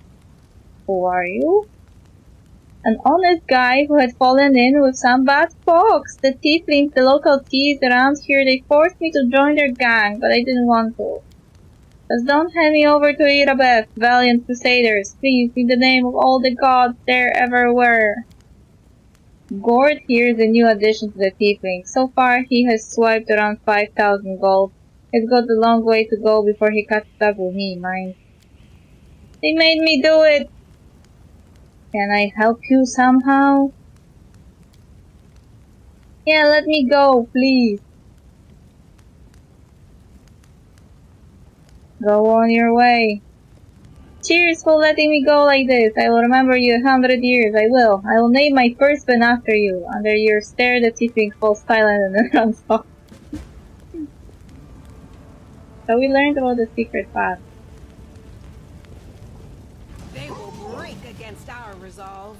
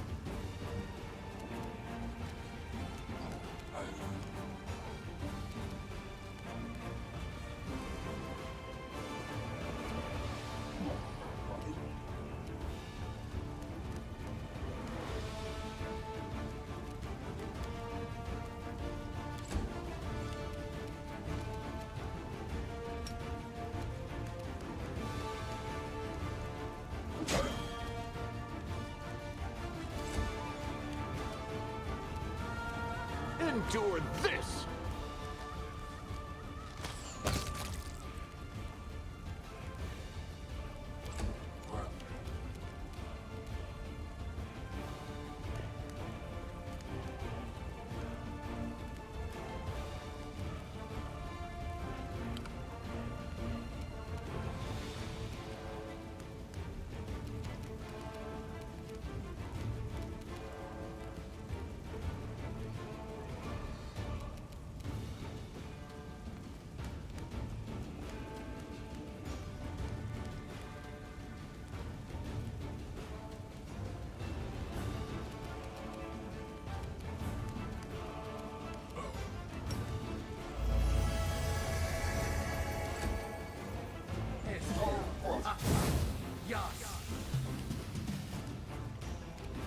Stab you or zap you?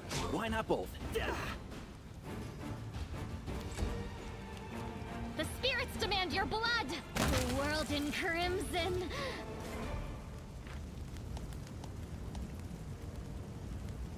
Your character Camellia has landed a critical hit, having successfully confirmed it.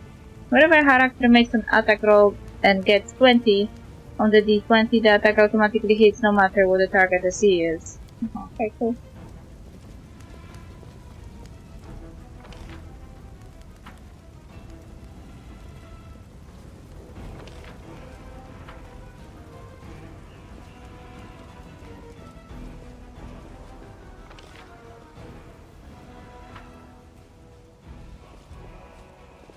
I'm off.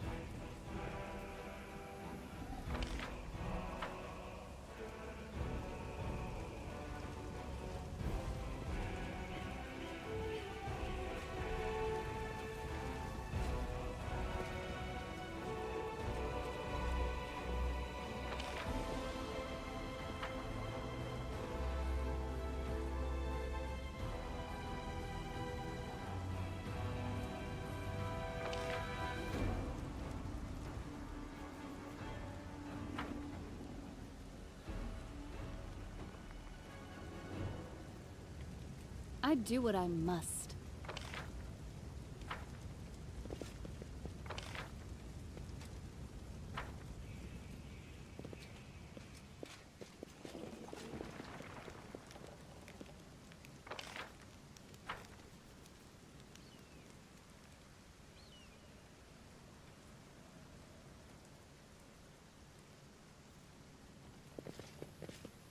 Yet another obstacle.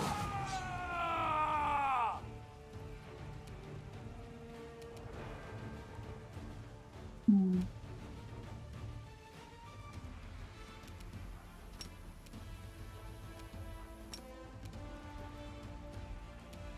Hmm.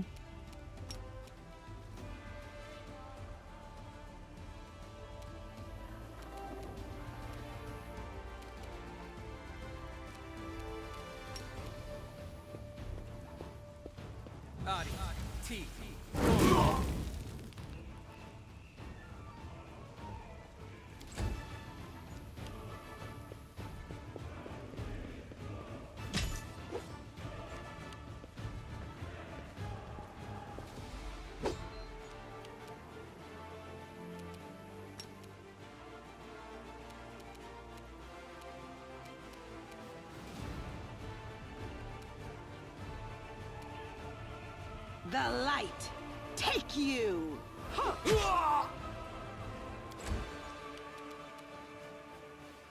Make every strike count.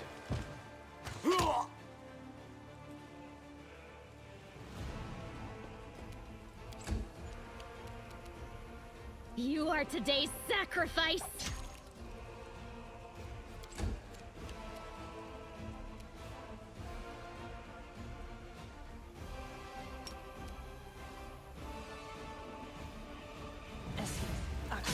Yes. Why was I attacked during casting?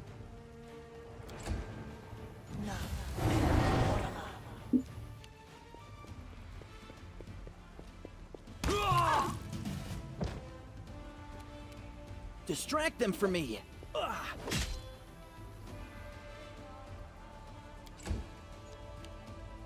How could this happen? Ouchie. The Inheritor, guide my blade! You've crossed the wrong mongrel.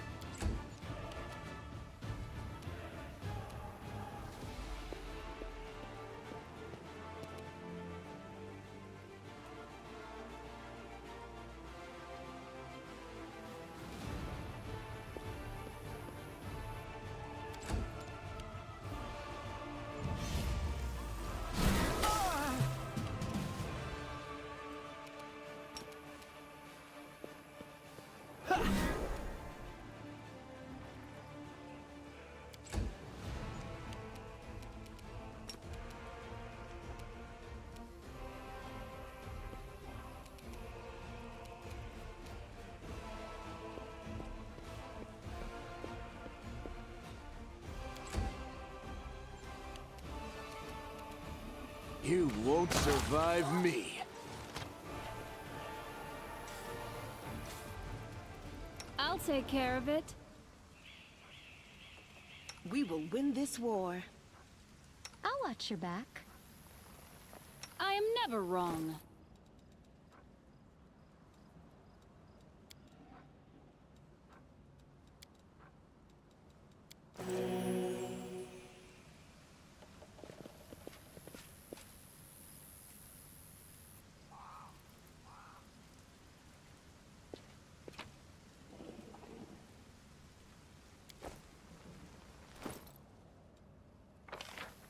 Who can find this?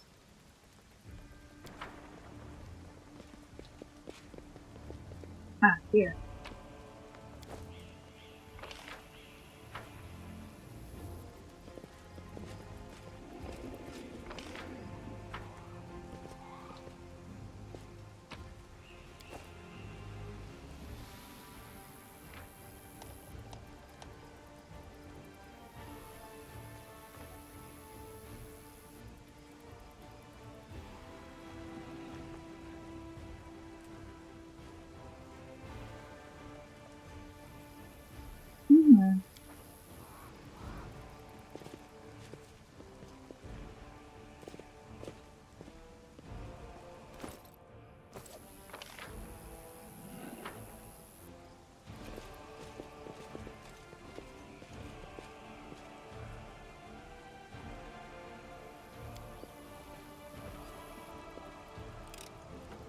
You ask me.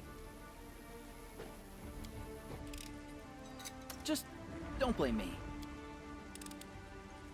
This is my kind of work.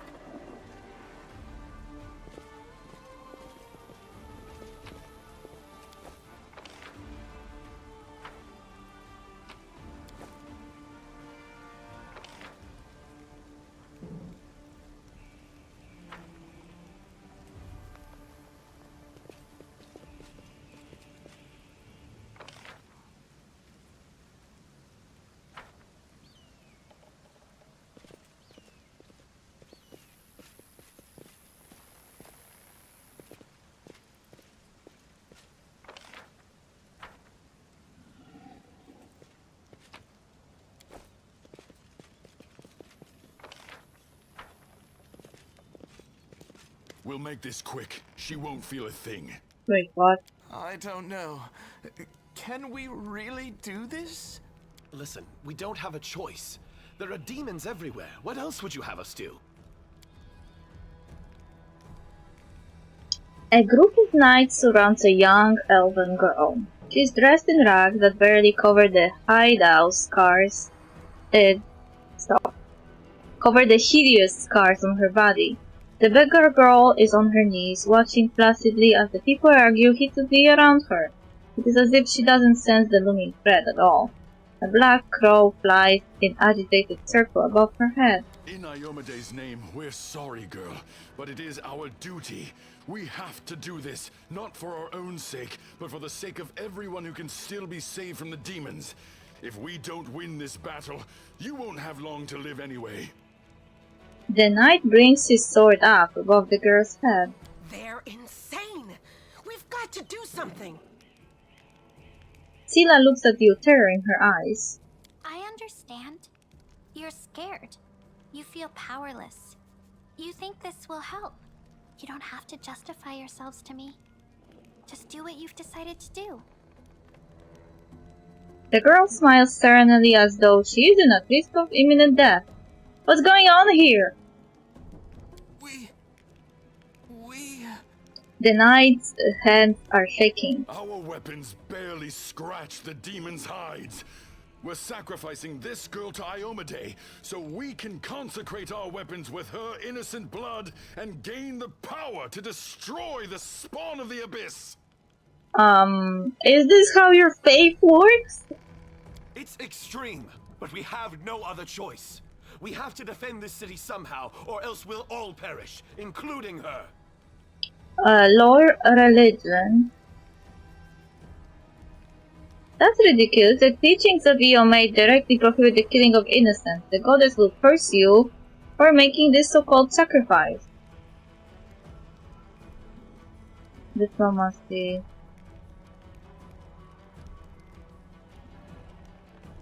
How do you know what the goddess wants or doesn't want? Who are you, her herald? I am Iomede's paladin. If I lie, may the goddess strike me down. What you intend to do is a repugnant crime and heinous blasphemy. Scylla raises the sacred symbol above her head. Exactly. What were you thinking? The goddess would never allow this. Whose idea was this anyway? I think it was yours. The knight looks at his comrades in suspicion. My idea? I was against the whole thing right from the start. Who said we needed to make a sacrifice? Wasn't it you? You can't blame anyone else for that. Please don't fight! All of you are good people, defenders of the city. You just made a mistake. Please don't hurt them. The little girl is defending the people who wanted to slaughter her a minute ago. She's either a saint or she's insane. Maybe the two together. Hey, I know her. I see her all the time on the street. She's a couple of cards short of a full deck, if you know what I mean. Hi. Remember when we used to play together when we were little? But then you went and got all big. And I stayed the same for some reason. The girl waves at Voldy with a bright smile. Huh? I played with you? Pull the other one. You did. We played tag and hide and seek. Then you and the bigger boys came up with the game where you all threw stones at me. You laughed so hard, it made me happy too. But then you grew up and went away to do grown-up things. Wanna play with me now? What the fuck? For the love of... Canabris is too damn small. The tiefling turns away, covering his reddened face with his hand. Go to the Defender's Heart Tavern. That's where the survivors are gathering, and don't even think of doing anything so disgusting ever again.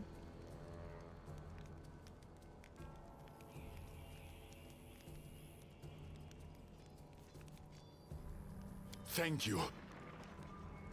The knights hurry away before you can change your mind. They're gone. And they all lived. I was sure that someone would die today.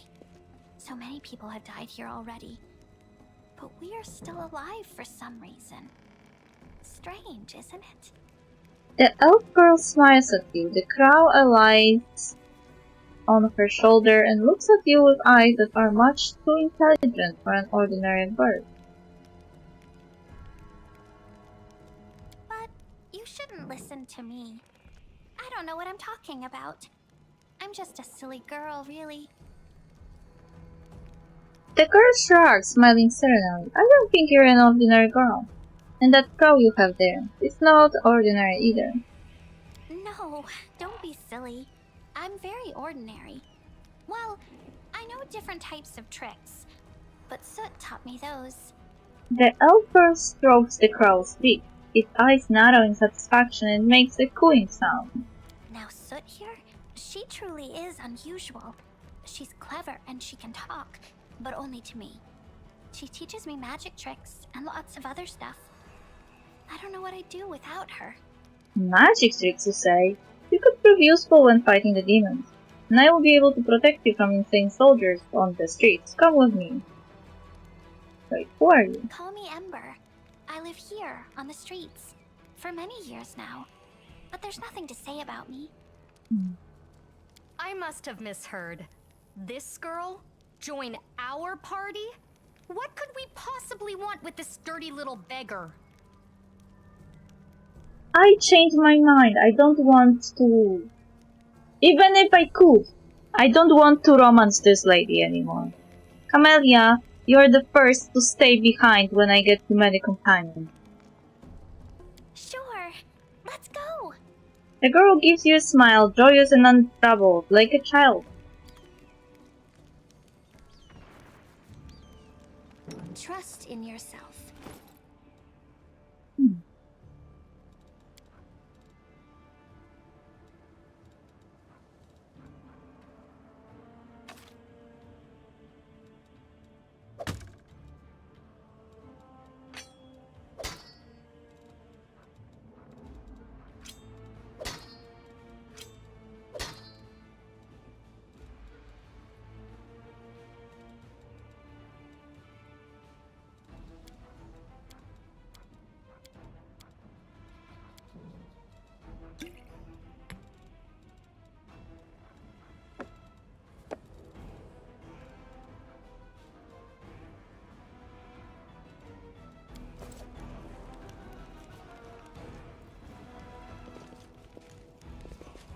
I'm gone.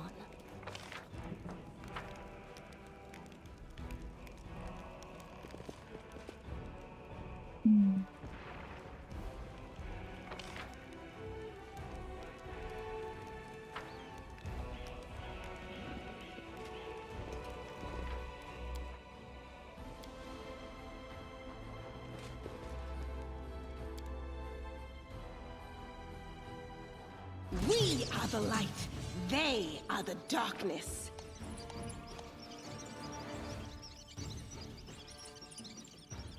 Ow! You have engaged a hostile swarm, rat swarm. Against such enemies, regular weapons are ineffective or even completely useless. However, any swarm is vulnerable to attack that hidden area. Okay.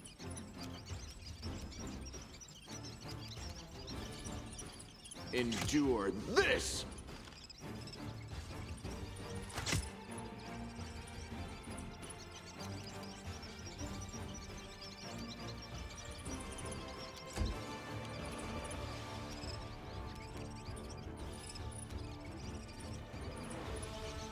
Now, what is that?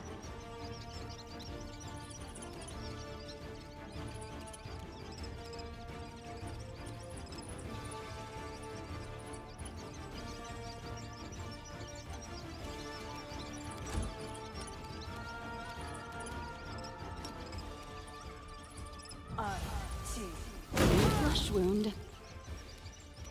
Did I just get friendly fire?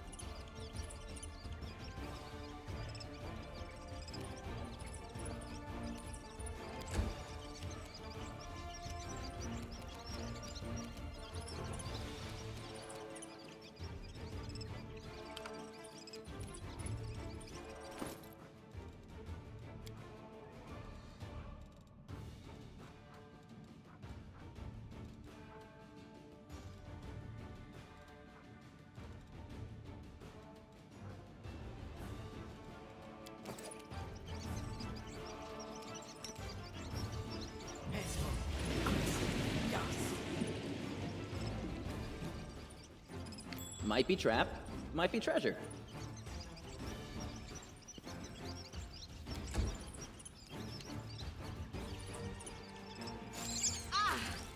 Aye aye.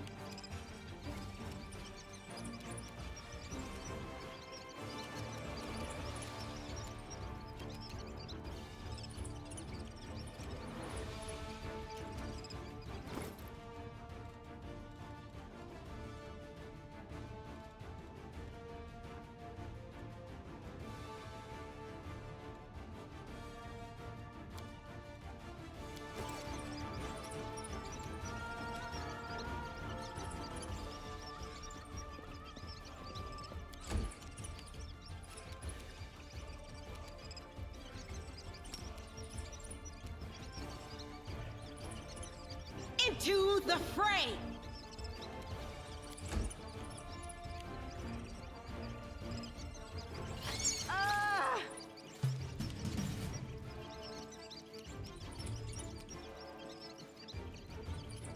Make every strike count.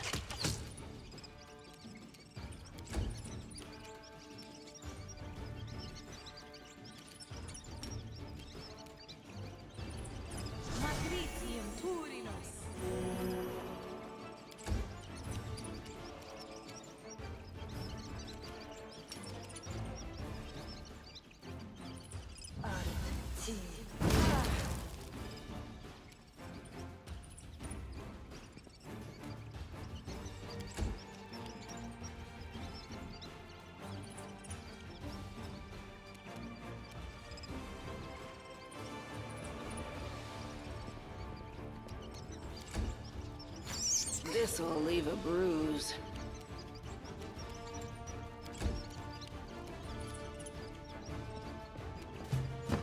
Oi oi, she died. You've crossed the wrong mongrel.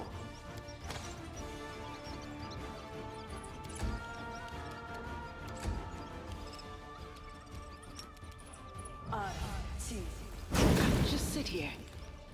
Don't worry about me.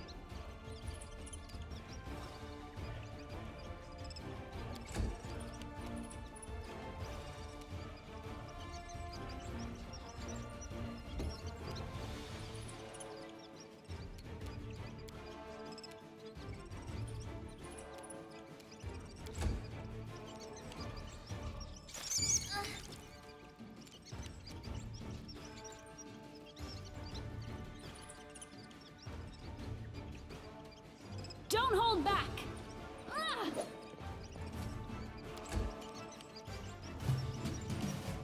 You won't survive me.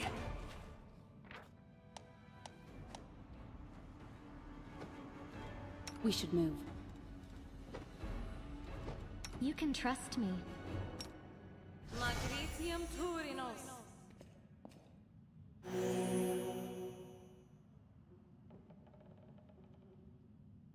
Together we stand. I will help where I can.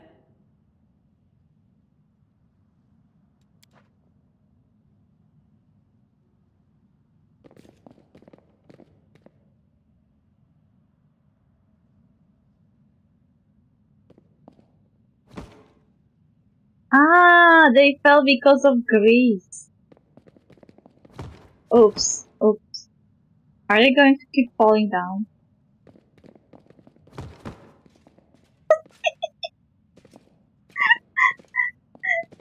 Come here, come here, come here. No reason to pause. This war must end. My tail is restless. Are we in trouble yet? It's time to act. Something wrong? Oopsie. You ask me.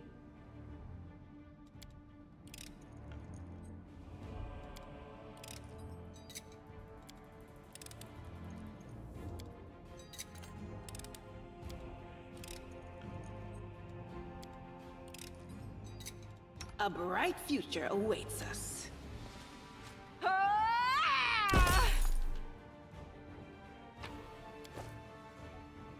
Wow, it took 13 minutes to break that lock.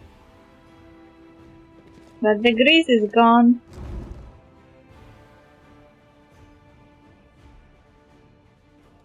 I'm always ready. Rely on me.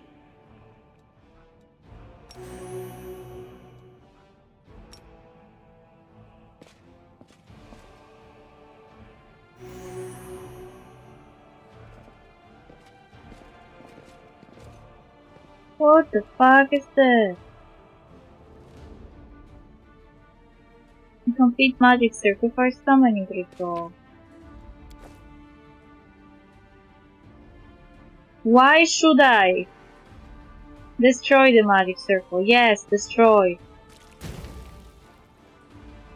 Why should I help them summon whatever they were trying to summon? Not even for XP. Not even for loot.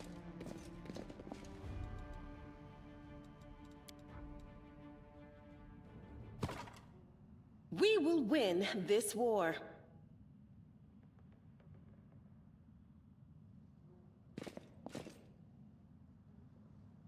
My skills are absolute.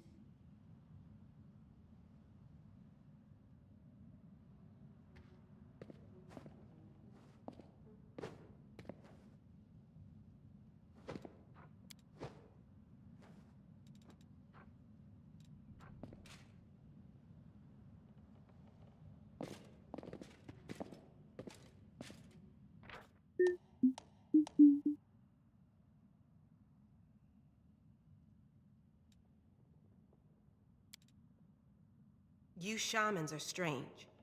It's like you wield magic like clerics, but with strange spirits instead of gods. It makes me uneasy. What does it matter where the power comes from? What matters is it's on our side. Ooh.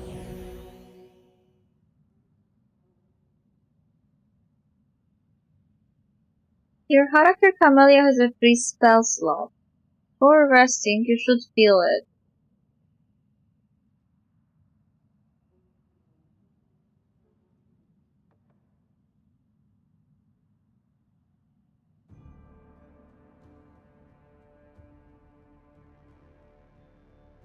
Look at this little craft. This is your current level of corruption. Corruption grows with each day of rest. It has 3 levels of strength. You should try to avoid reaching corruption level 3. Corruption can grow at different rates depending on the location. Rest is a safe location to remove all corruption.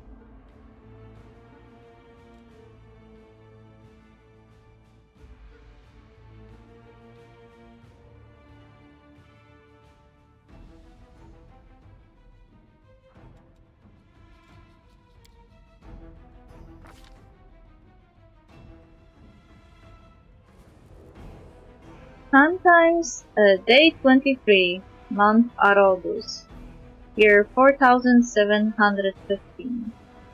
Sometimes a long-awaited rest does not bring the desired relief. What comes is a heavy clinging sleep on the edge of wakefulness, where consciousness seems poised between reality and oblivion.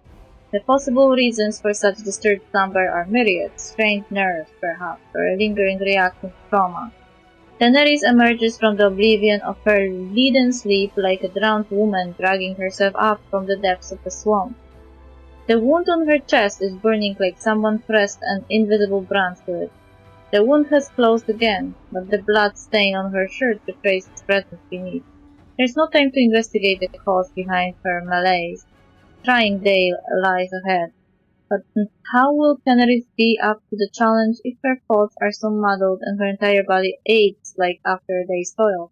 Nonsense! I will douse myself in some cold water and I will be good as new. I can't ignore my health. Better take care of it now rather than later when it could already be too late. After several moments, the weariness abates, retreating to the depths of her subconscious, but leaving the path open to return the next time Daenerys seeks refuge in sleep. Daenerys recalls that she sleeps peacefully in the Defender's heart. Perhaps the priest can explain what has happened. Nightmares and corruption prevent you from resting well. Corruption increases during rest at different rates in different areas. When your corruption reaches first and second or third level, various negative effects are applied.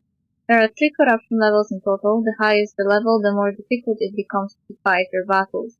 The characters who is assigned to the protective rituals role performs these rituals before the party goes to sleep, which reduces the corruption gain. You can fully remove corruption in safe places. You will discover these areas of respite as you progress through the game. In some locations, you may come across various holy artifacts. Cleansing them or interacting with them will allow you to partially remove your corruption level. Oh. What's on your mind? I wonder.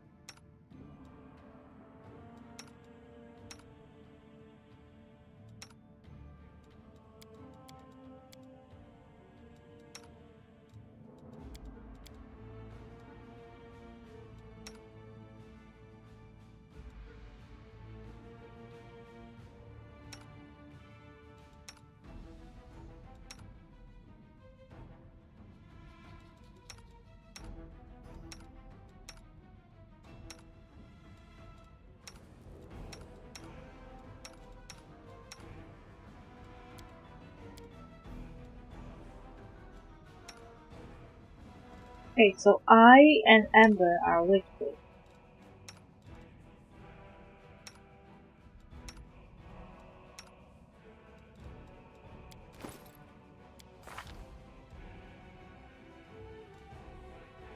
Kamala is shaman.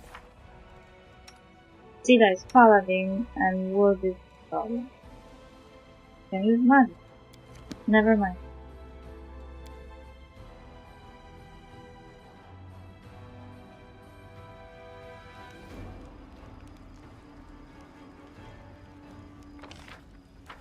We do it my way.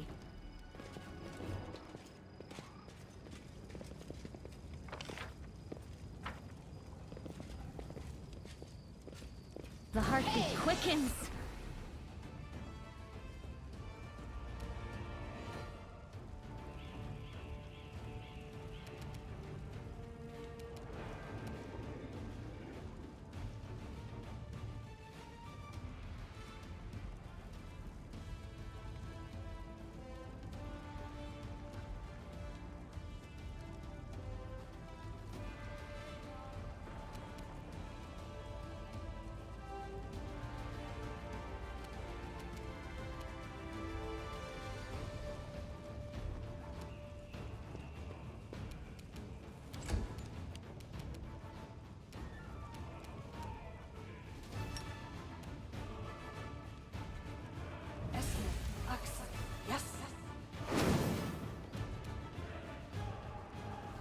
Ooh, wolf!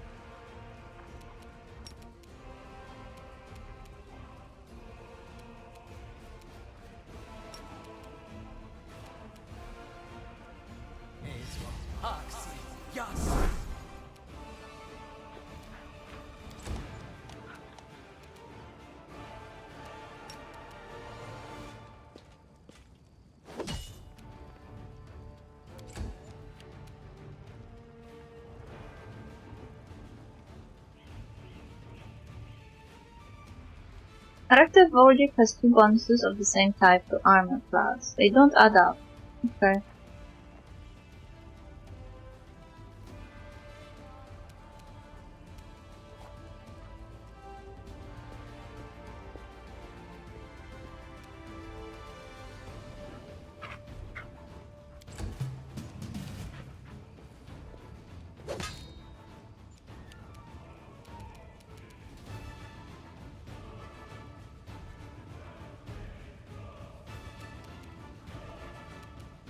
Endure this!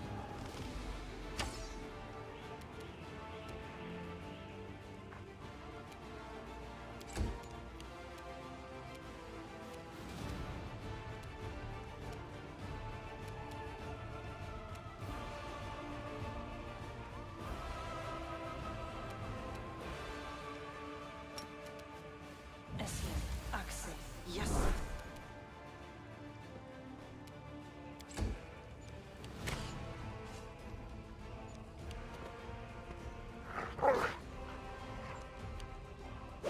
The doggone mess.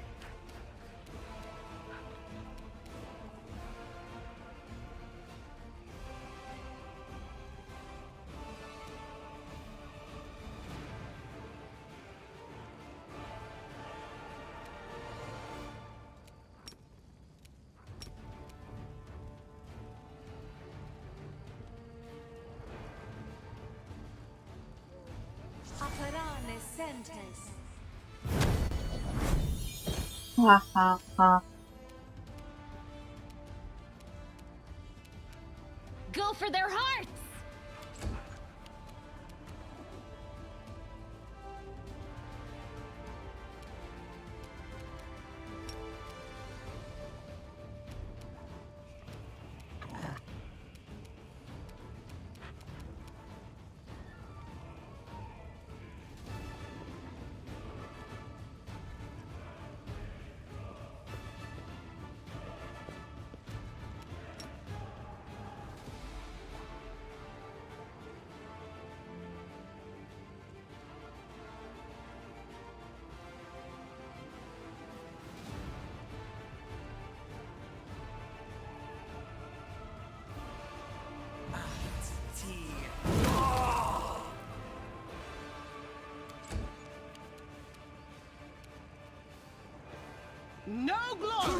without risk.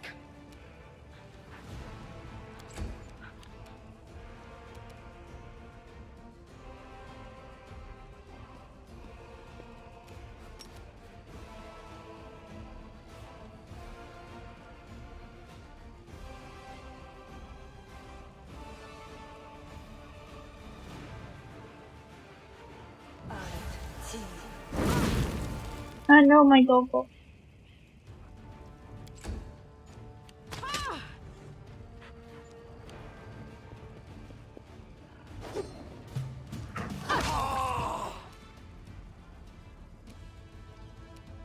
Make every strike count.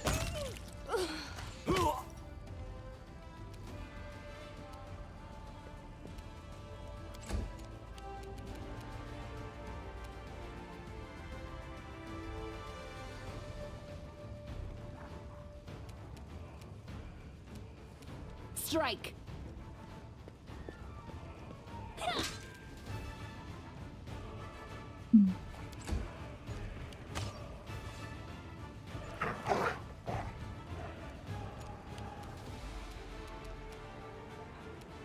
I'll cut you wide open. Ha!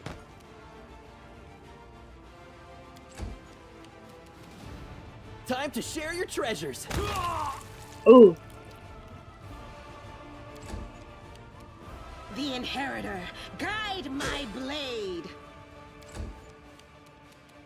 Surrender or else!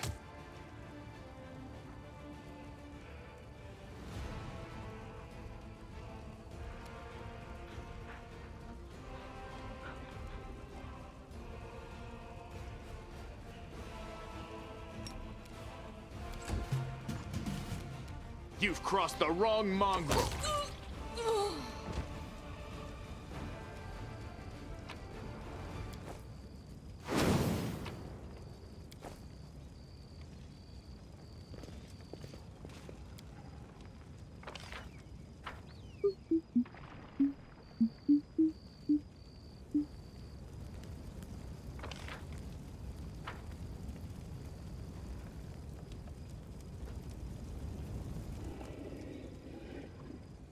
Follow if you dare.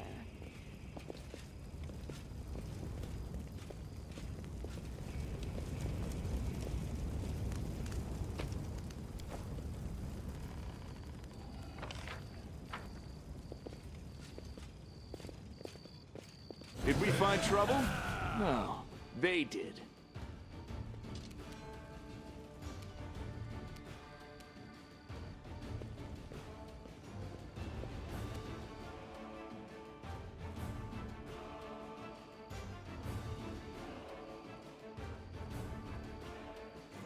Too late for apologies.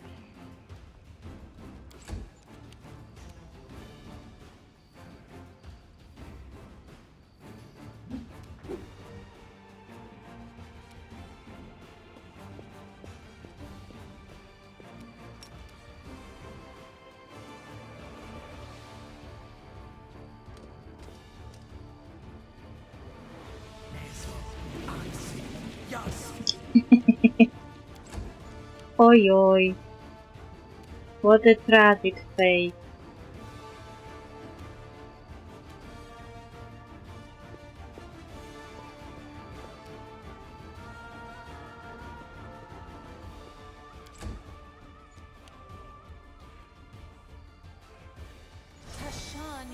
Oh, cleric.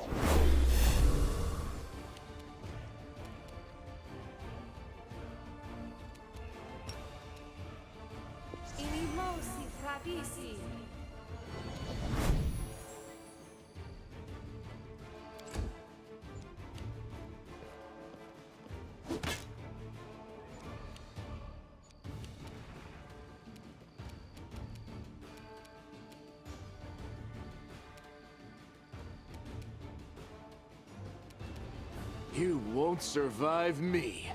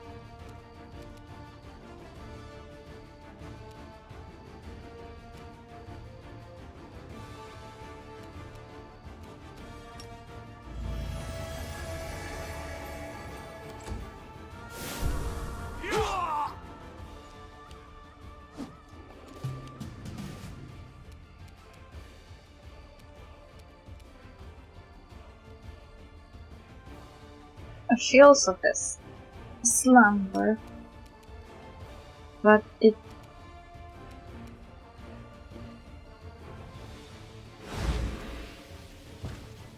and Lipo.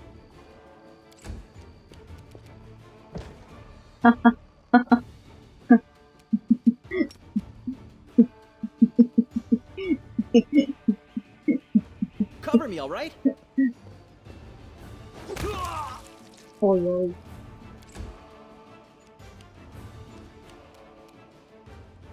Into the fray!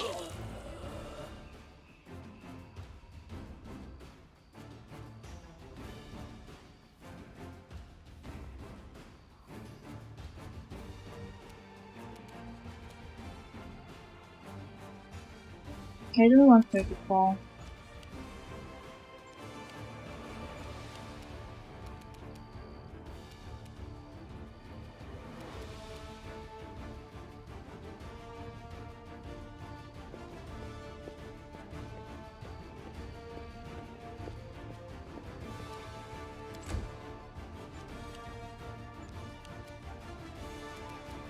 Endure this!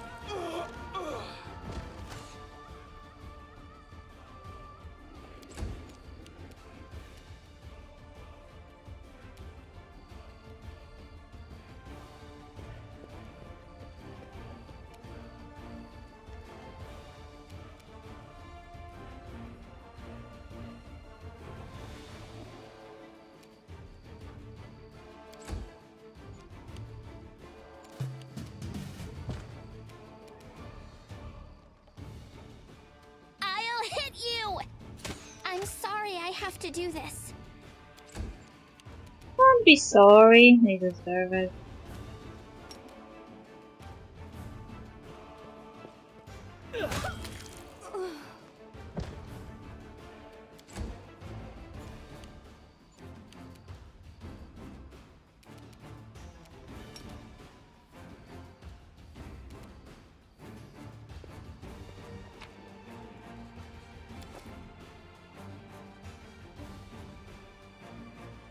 Wait, who is that guy? Ah, you!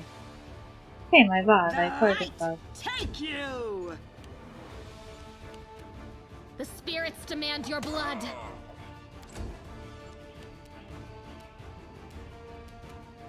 Make every strike count.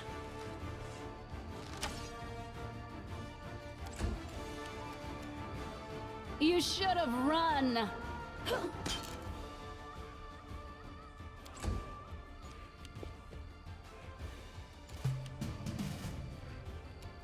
You won't stop us.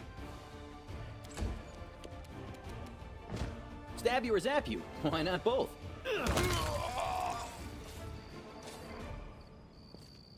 I'm off.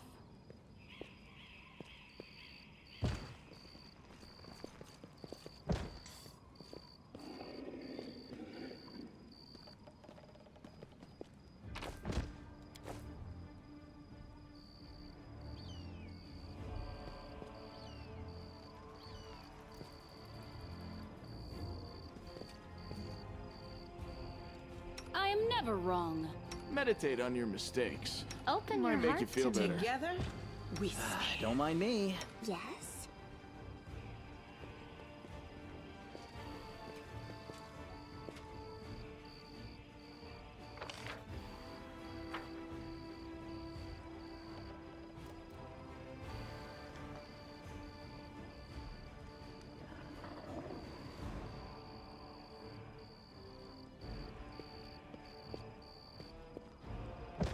Oh, you.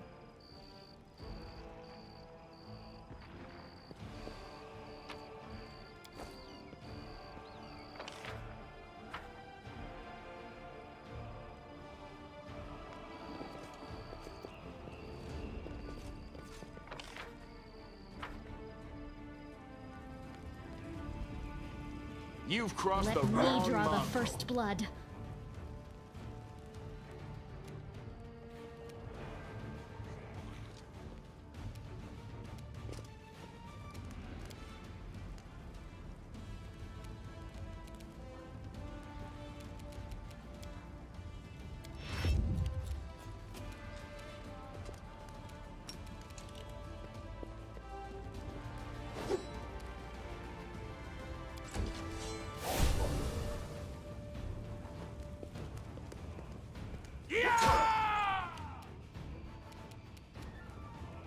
surrender, or else.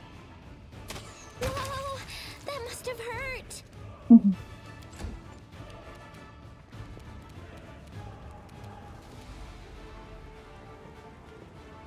You won't survive me.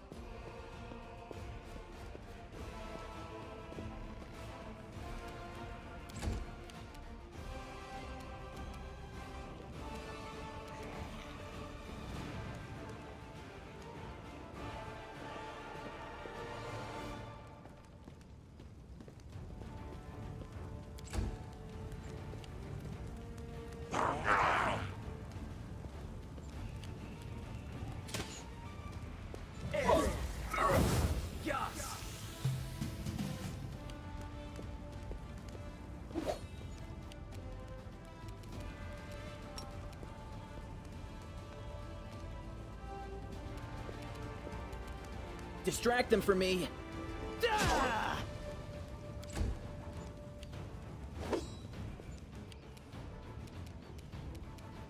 Too late for apologies. Endure this!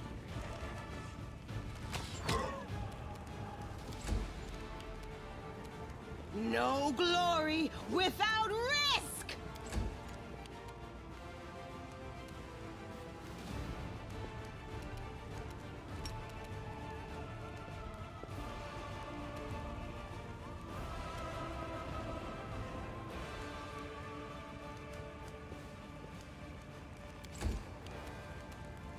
You are today's sacrifice!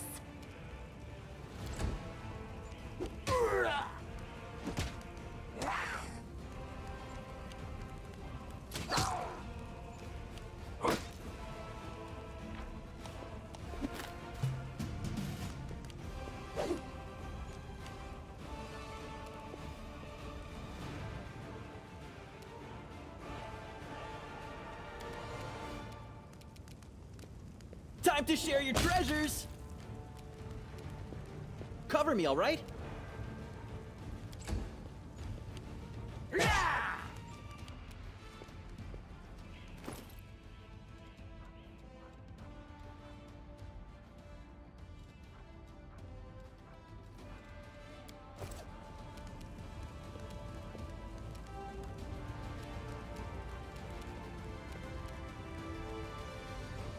I'll hit you!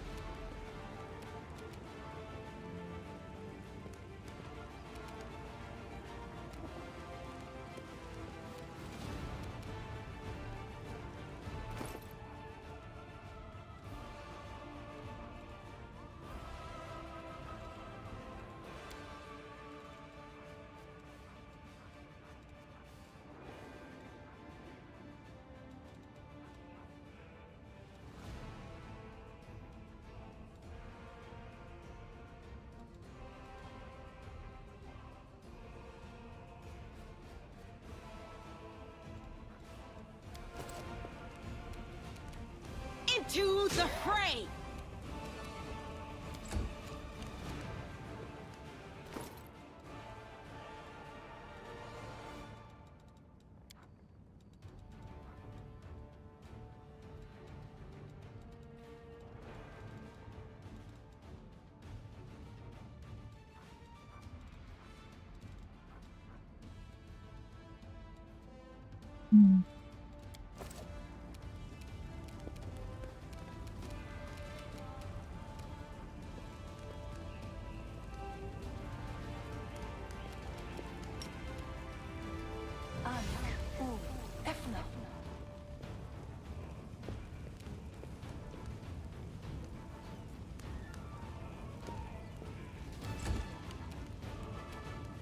for their hearts!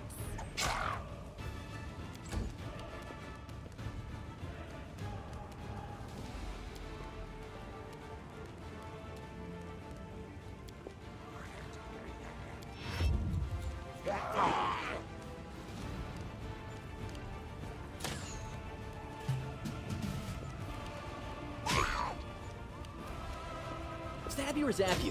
Why not both?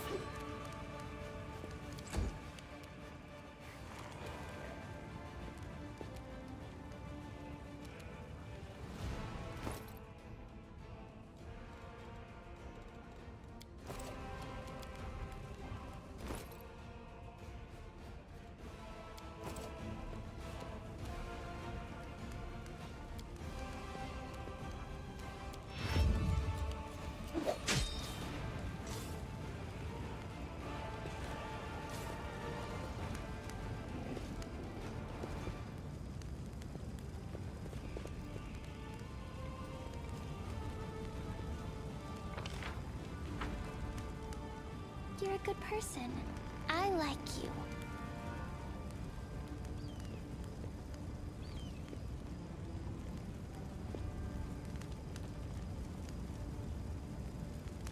Doubt is the heart's greatest challenge.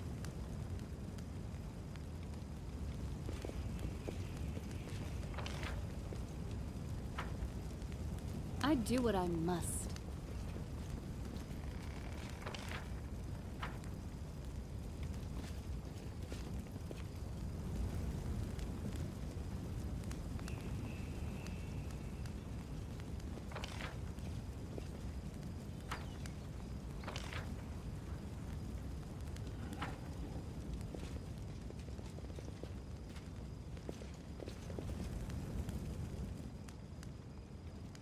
This is where we paint.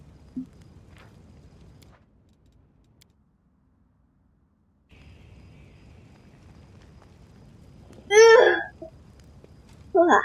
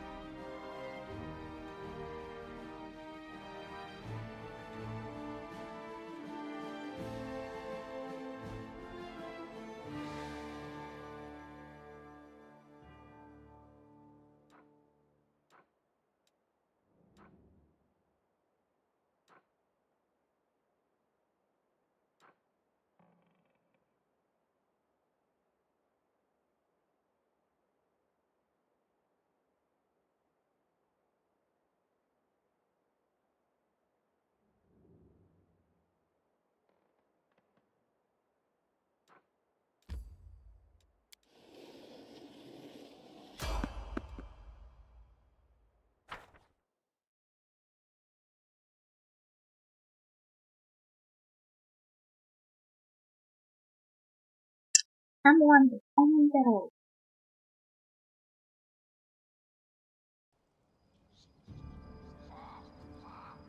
What do you mean by someone?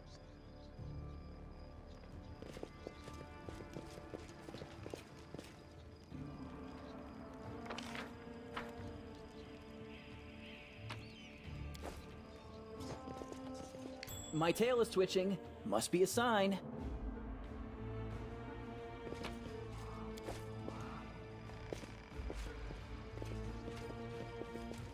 Nene. Wearing a robe? Check. Baphomet symbol around the neck? Check. Crazy eyes? Check. Note to self. Bring a mirror next time to be able to adjust the optimal level of eye craziness. Everything is ready for the experiment. The woman produces a crumbled piece of paper from her sleeve and takes notes. An audience. Problematic, but not critical. You there, girl. Stay out of this. It is counterproductive to stand in the way of scientific progress. The woman turns to you, and for a moment, she focuses her wondering, distracted gaze on your face. Who are you? What are you doing here?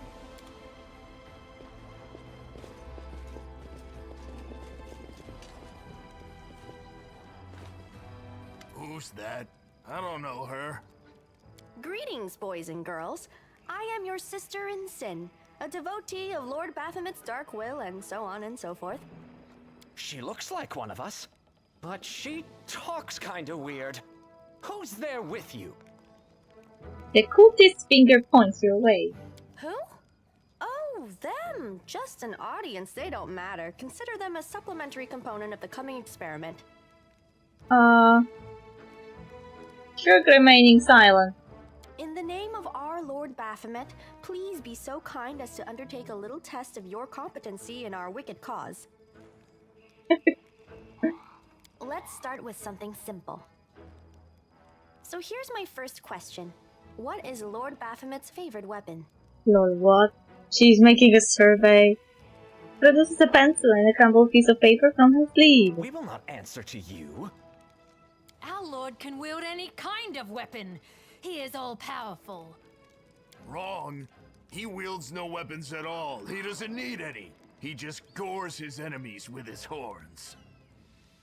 Religion check passed. Actually, it's Izergal, a glaive made of red adamantine. That is correct. But still, girl, no prompting, please. Lol. This experiment has taken quite a surprising turn. I would never have expected the followers of the great Baphomet to be baffled by such a simple question. Fine.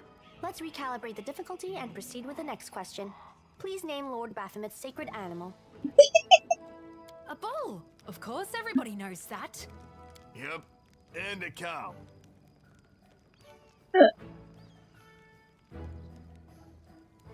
Should I just keep interrupting? It's an Auroch, as a matter of fact. No, if I know every single answer, I will be the perfect Baphomet cultist.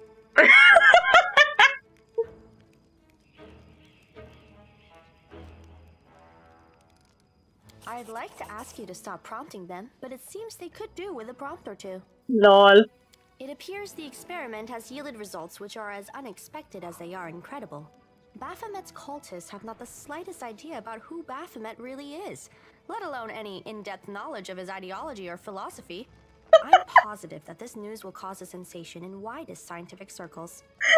It became comedy in a second, like imagine. A person is making a survey on Baphomet cultists, and you're listening, you the hero who's supposed to defeat them all and kill them. And she's asking questions and you know all the answers. Damn it, she's right. I'm a shitty excuse for a cultist. And my mother used to tell me to become a plowman. Hey, take it easy. We've only had 2 questions. You there, come on, ask another one. We'll get the next one. Ask them some more. They might still manage it. Is there any sense in continuing? You cannot answer the simplest of questions. I am ashamed of all of you, as cultists and as individuals. Please, ask again. I can answer. I'm sure I can. How do you spell Baphomet's name? B-A-F-A... Oh, screw it. To hell with Baphomet. I thought it was gonna be fun, but instead there are all these questions. I'm done here. I'm going back to my home village, back to my mother. So everything you need to end this war is to ask every Baphomet cultist some questions and they will get discouraged and leave. Like, they will leave the cult. whatsoever. The cultist throws his weapons on the ground in a fit of anger. Hey, wait! You there! How dare you stir up discord in our ranks? Grab her and tie her up! And her entire entourage, too! Oh no. The experiment is complete. Unable to deal with the questions, the cultists decide to deal with the examiner instead. A typical reaction for a person who has never been burdened with any intelligence. Now you're gonna start hitting each other, aren't you? Please, proceed. I won't interrupt. Did we step on their toes as She well? gives me the distinct Delara vibe. Why I can't, you know, romance her.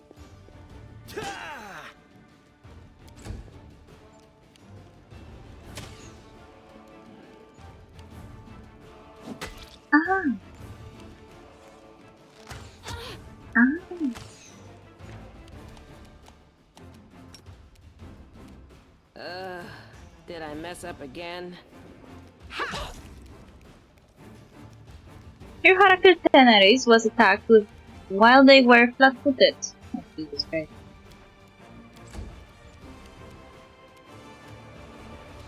Make every strike count.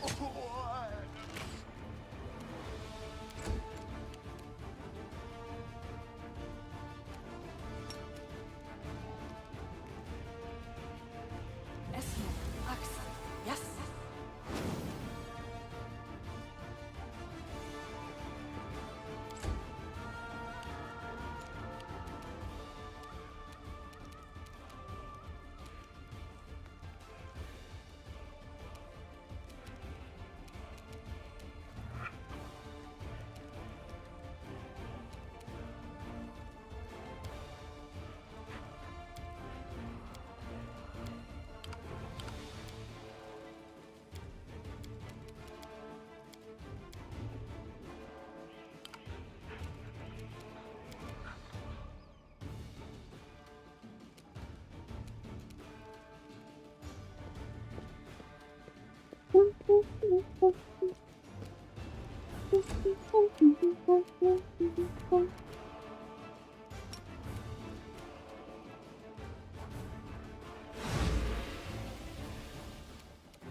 Did it just backfire on her?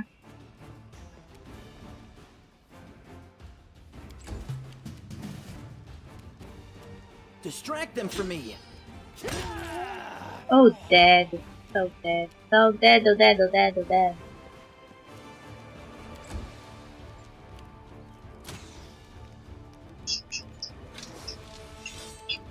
The light. Take you. You've crossed the wrong mongrel.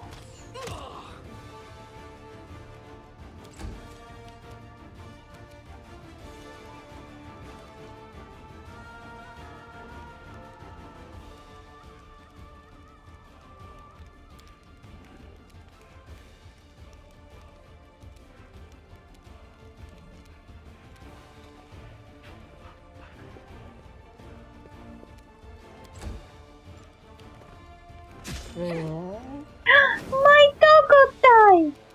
How terrible! I'll cut you wide open! Surrender or else! Time to share your treasures! Oi, oi.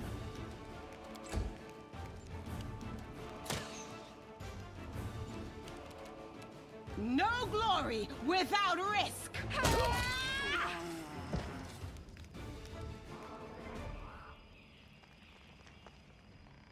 Absence of an answer is an answer too.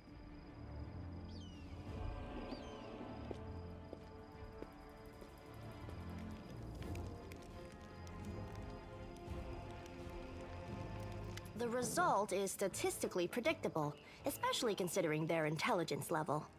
A woman examines the cultist's remains. What about you, girl? Are you ready to answer some questions for the good of science? The woman Let's turns. proceed with the experiment. My first question is simple. Which colors does the goddess Iomade prefer? Lol. The woman turns over the crumbled piece of paper to the blank side. Aww.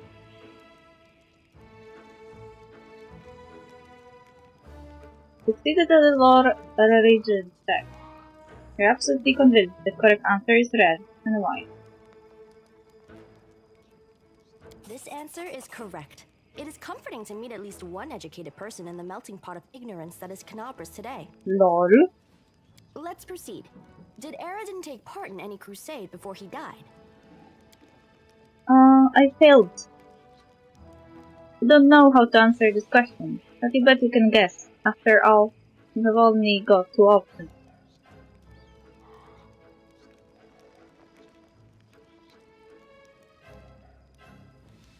Yes? Aradin's death dates to 4606, and that is precisely the year when the World Wound was opened.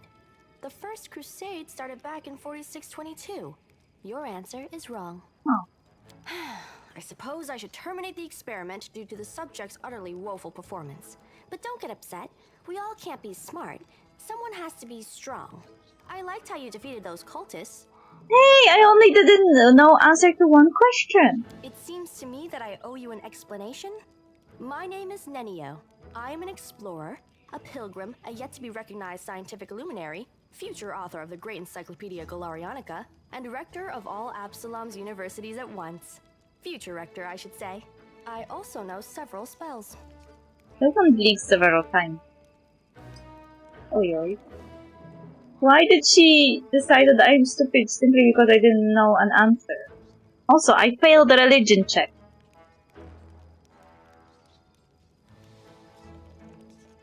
And now can you finally tell me what you were getting at with all those questions? It is so heartening to see you strive for knowledge. I have been conducting an experiment comparing the intellectual abilities of the average cultist with those of the average crusader. Well, I am smarter then. Unfortunately, the experiment has proven that the opposing parties possess approximately equal faculties in this regard. A shame, indeed, for I have always claimed that despite the popular beliefs about the limited intellectual abilities of those in the army, at least some of them can be considered educated. It appears I was mistaken. Cool. You're trying to say that I am mediocre? Don't you dare call me stupid. Why do you keep calling me girl? Yes. Mm-hmm. I apologize for an injury to your ego, but your name is irrelevant on the grand scale of the universe. Thus, it cannot possibly interest me. I will forget it as soon as I hear it. To avoid unnecessary confusion, I'd prefer to not know it at all. Okay. Canabras isn't safe right now, so we join forces. Do you wish to become my follower? To accompany me on my expeditions to the World Wound? To assist me in my experiments? To run errands for me? Perhaps even to write down my deepest thoughts for the benefit of future generations? Oh, how splendid! Of course, I agree. She assumed I want to be her follower. Truth be told, I have no money to pay you. But you will be aiding the progress of science, and that is its own reward. If we join forces, you will have to follow my instructions during our expedition. I agree. Excellent. You're hired.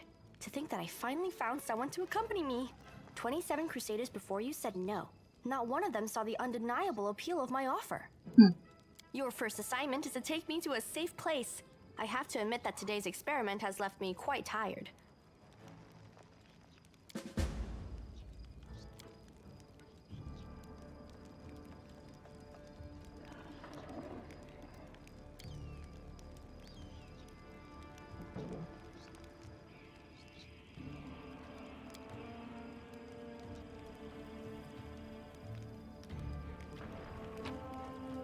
He called me stupid though.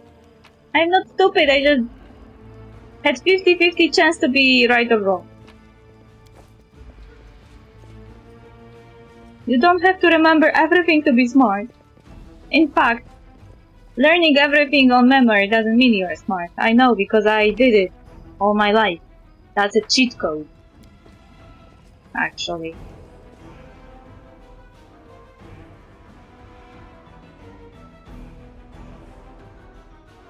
You only look smart when you remember a lot of stuff. But that doesn't mean you're truly intelligent.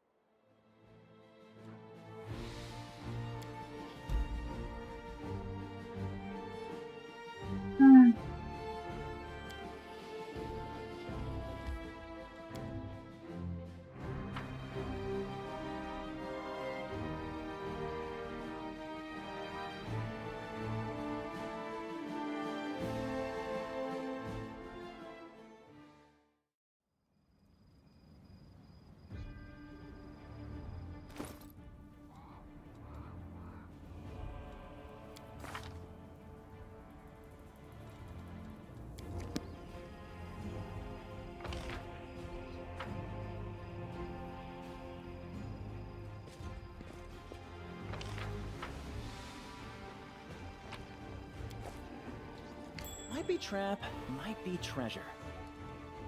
I'm here. Where else would I be? Fine. Always be ready for the worst. I heed the voice of the spirits. Ask nicely. Trust in yourself. I'll take care of it. No reason to pause. My tail is restless.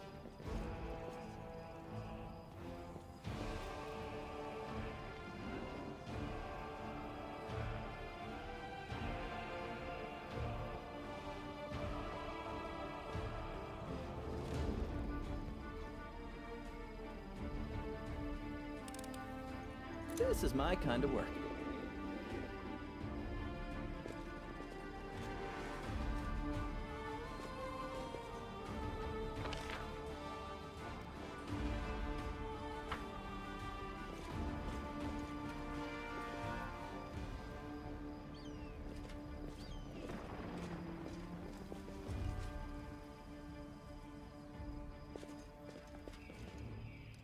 I'm all ears.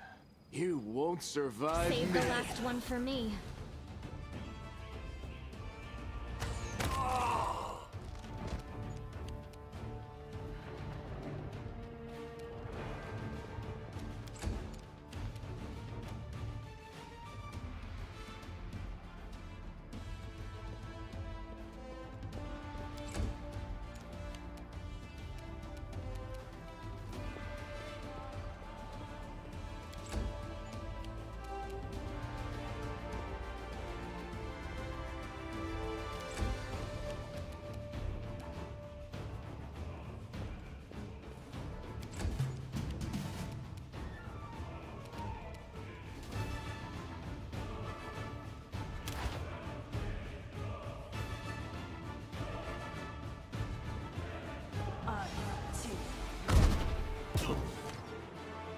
Oh, there are more of them. This will hurt.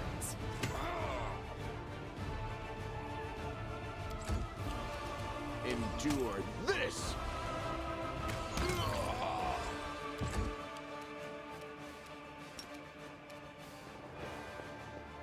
Huh?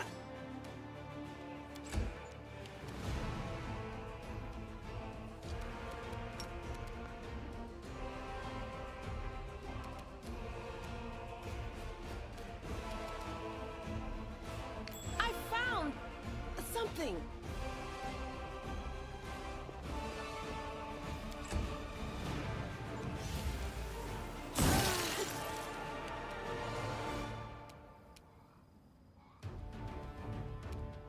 Too late for apologies.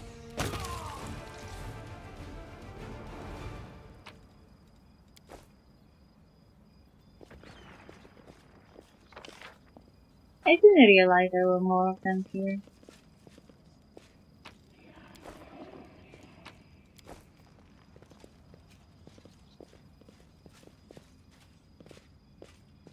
I'm gone.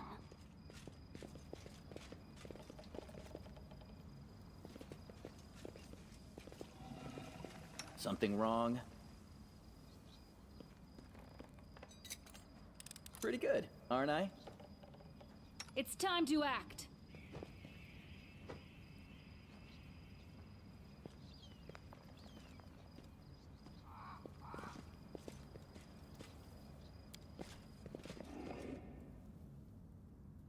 I won't let you hurt my friends. Oi oi. Battle!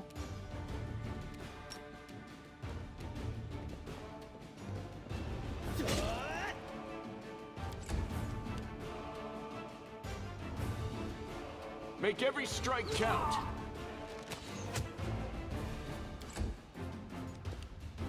It's all your fault. Oh no! Told you! Told you you didn't deserve that.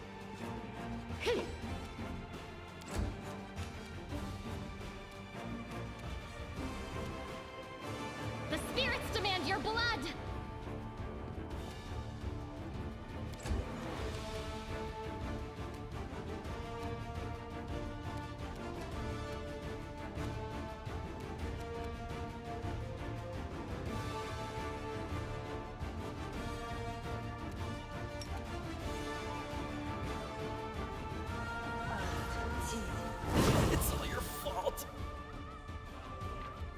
provoked you.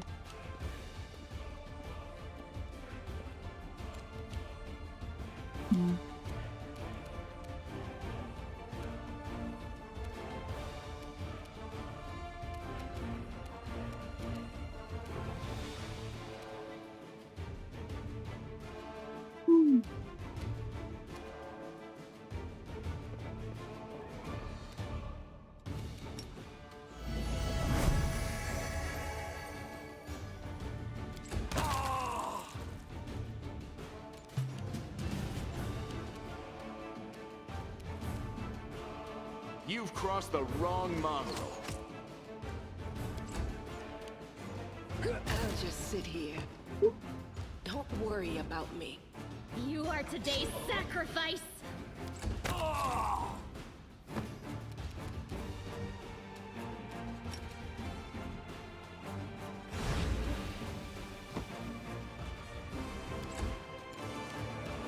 Don't hold back.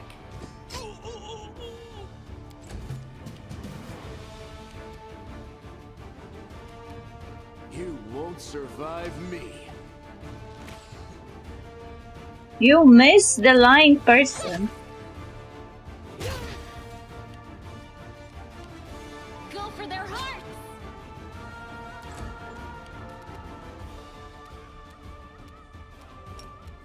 Am I doing it wrong?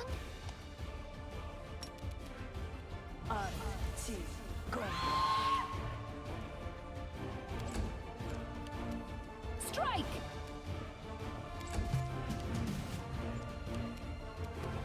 Endure this! Why did you miss?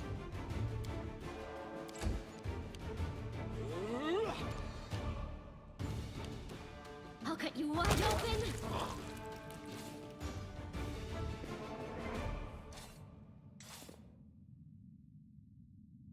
I'll watch your back. I will help where I can.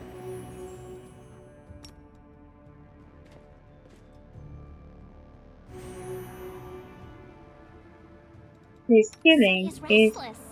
I wonder why. Access. Yes. Access. Yes. why this healing is full.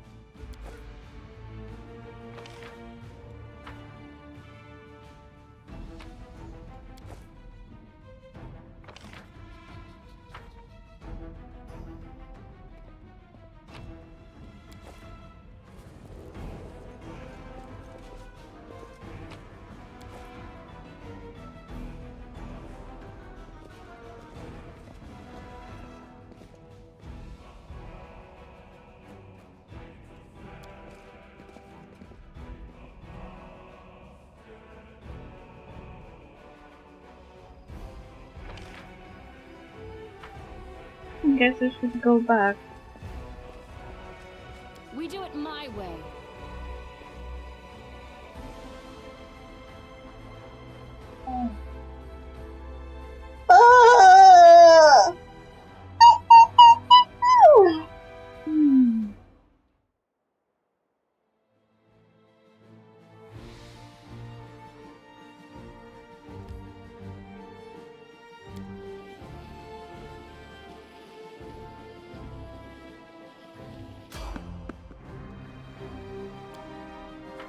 Enemies. This is Dragonite.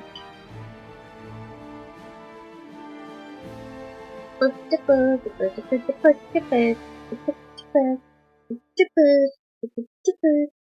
can handle them, right?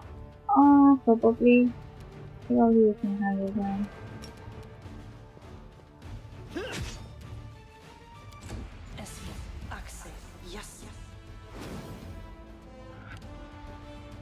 Go. I still got it. How could Ouch! this happen? The spirits demand your blood. Make every strike count.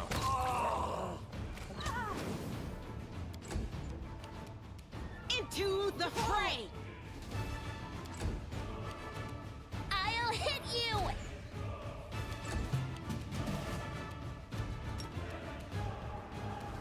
cover me, all right? Ha!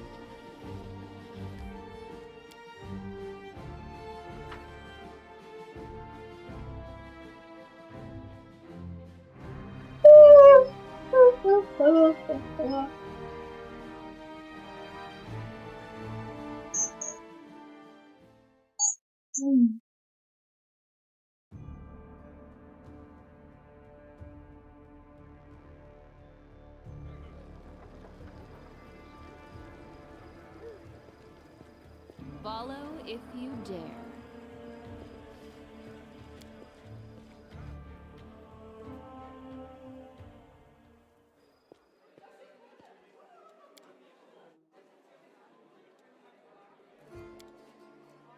You're so beautiful and kind. But I think you're sad all the time. Why is that? Those who stick their snotty noses in other people's business can get very sad themselves.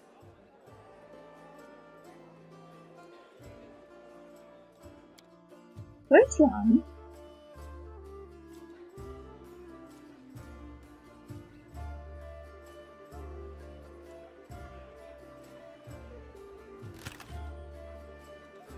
I can throw here all this stuff I don't need, I guess.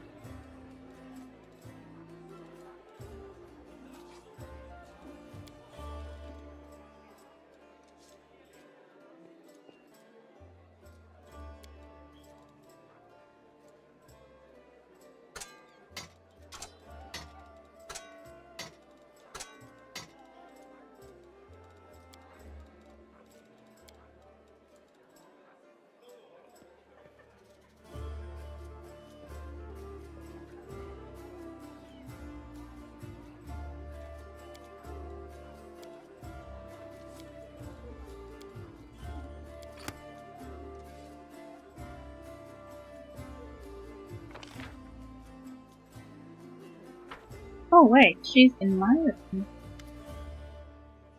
The elf in front of you is young, still an adolescent by the standards of their long-lived folk. A childish, carefree smile plays on her face, and her wandering eyes linger on you for just a moment before darting off again into the distance. A terrible scar covers her body, and a few of her fingers are missing. A crow sits on her shoulder, observing you with its clever black eyes. Tell me about yourself. Well, they call me Amber. I used to live in the river city, and now I walk with you. That's my story. Why do they call you Amber? I've had many names. When I was little, Mom and Dad called me Dog, or Cricket, or Kit.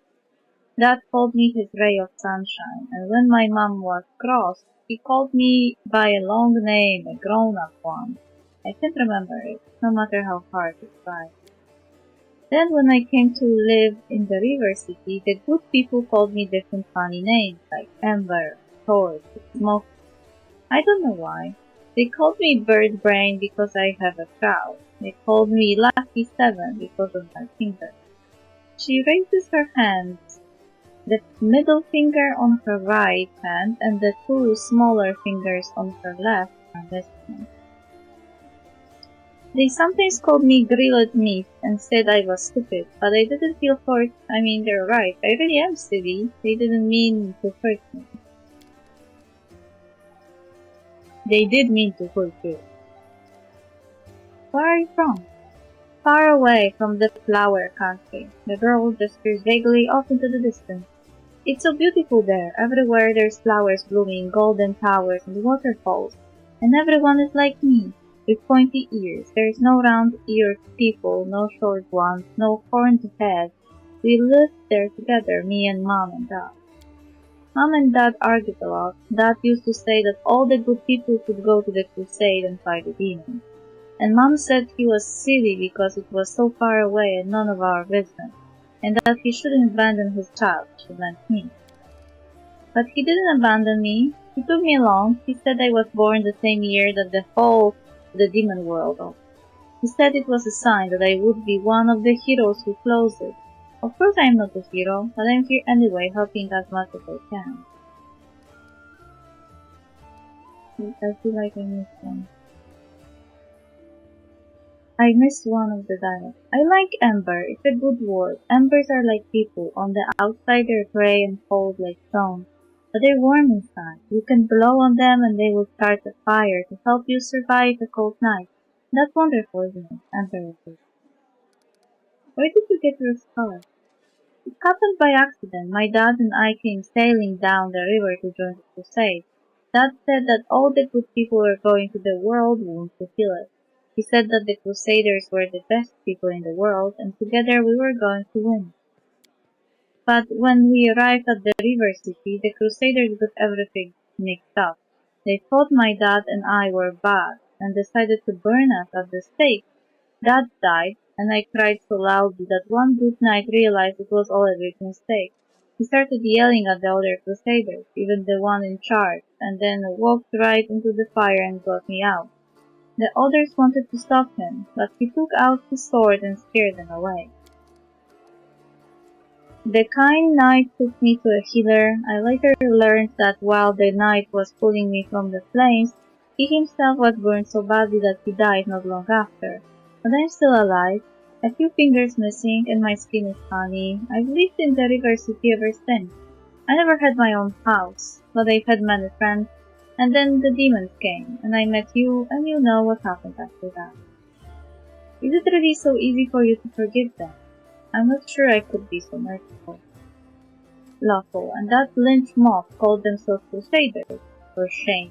Chaotic. They must have thought they were doing something lawful and just. That's what happens when people let the law do their thinking for them instead of their conscience. I've heard enough of your sob stories. I don't care about you or your dead father.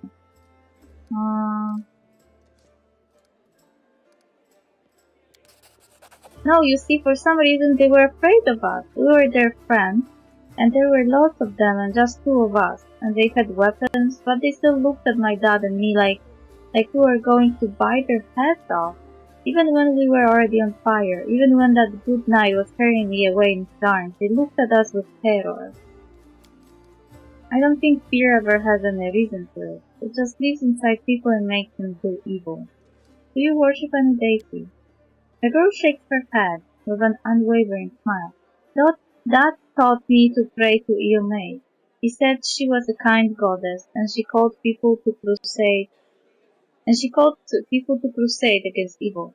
The knights who burned my dad and me worshipped her too.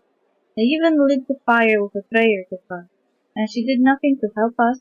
But then one night, alone without any gods, changed his mind and saved me. I think the gods are the same as us. They don't understand anything, and they're scared of everything, so they hurt themselves and the rest of us.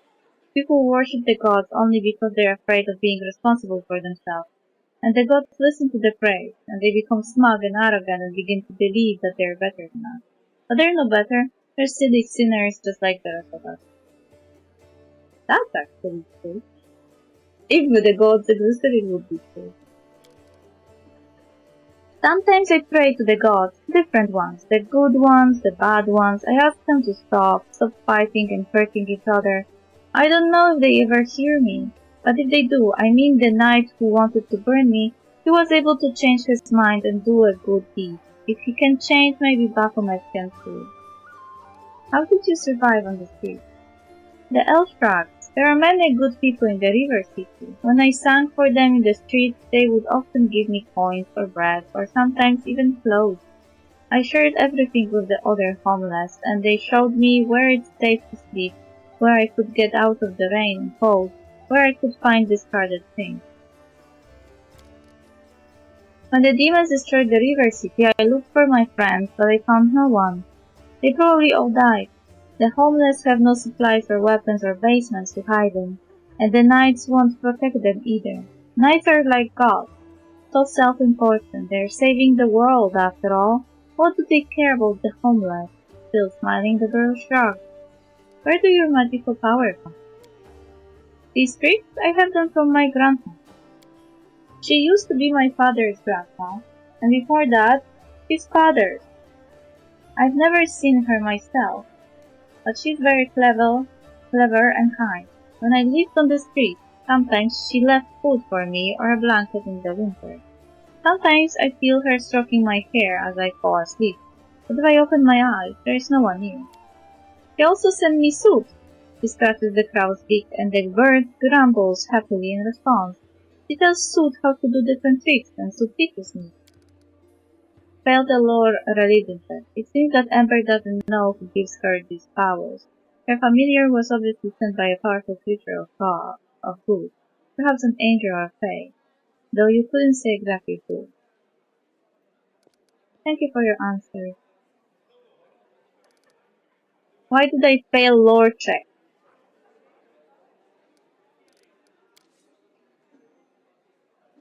Oh, not at all. I didn't really tell you anything. You're always so cheerful. How do you manage to remain so hopeful when we're surrounded by such horror? Hope. She tilts her head and continues with a smile. No, hope is a lie. What should we hope for? This world in the hands of demons? Wait, this world is in the hands of demons. The gods can't help, or they don't want to, or they forgot about us altogether. The people know they're about to be eaten by demons, but still they quarrel with each other and fight and steal. There's no hope, only us. We'll have to win without hope. It will be hard. The entire abyss is against us. We can only win by some miracle, which means we'll have to make one happen. What other choice do we have? We'll work a miracle and win, because we have to. The elf smiles broadly and nods to herself. And that's it. So go. The elf watches you with a radiant smile as you leave. It's funny that we are both witches and we are sharing the same thing.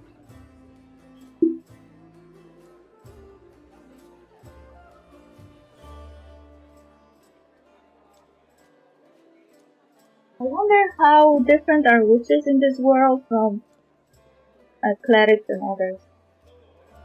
Like, there was like this one conversation between our paladin and our shaman, and she was saying that she doesn't understand how they are using their powers because they are different than clerics. And the shaman got defensive right away.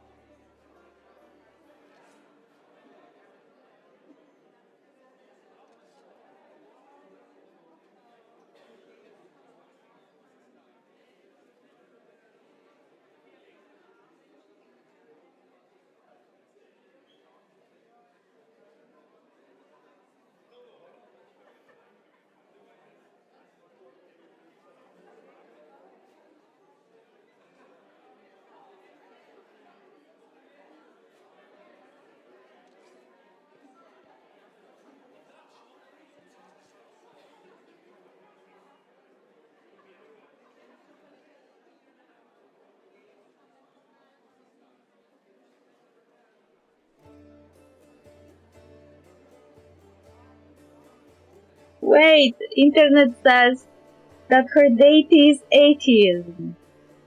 And it's funny because doesn't mean that she doesn't believe in any gods, and that's why it's atheism, or there is God called atheism.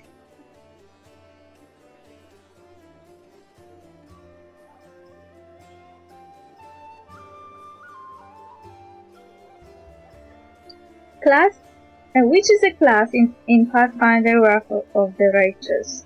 Generally feared and misunderstood, the witch draws her magic from a fact made with an otherworldly power. Communing with that source and using her familiar as a conduit, the witch gains not only a force of spells, but also a number of strange abilities known as hexes.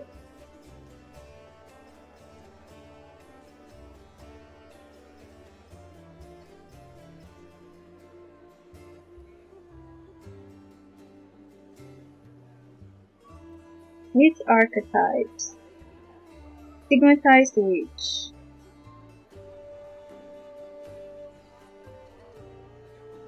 Bonus. Oracle's first. Spontaneous instead of prepared caster. Charisma instead of intelligence. Intelligence for casting. More skill points per level. Penalty, no casting. Oh, that's why it's atheism. Ember is a stigmatized witch. She has no patron.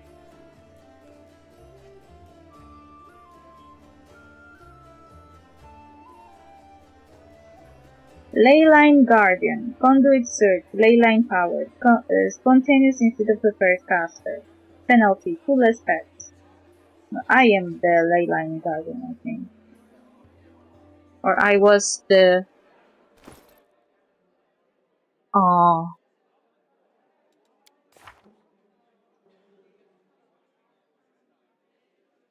I was either Leyline or the Veil.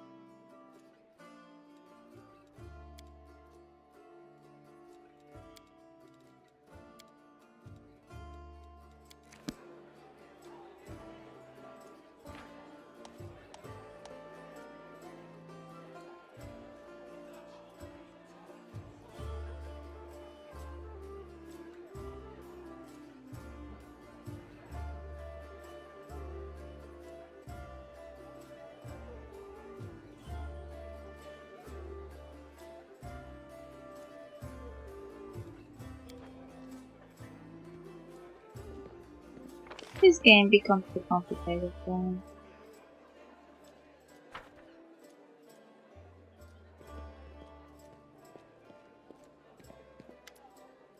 Girl, I am pleased with you. I asked you to bring me to safety, and that's exactly what you did. Indeed, having a follower to aid me is most efficient and frankly pleasing. With you on hand, I shall conquer new horizons, plumb the depths of knowledge hitherto unknown, and scale the dizzying height of future discoveries. Then you stop to catch your breath. What I mean is, I would like to express my deepest gratitude. I foresee immense potential in our future cooperation. Happy to help. You always express your delight so effusively. What exactly do you mean by future cooperation?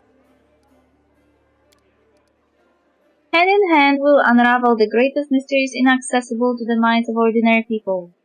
Just imagine it, I leading the way, proudly staring into the faces of the gods themselves, and you, my loyal follower, walking behind me every step of the way, writing down my deepest thoughts and admiring the profundity of my intellect. If we hold hands, you won't be able to go in front of me and lead the way.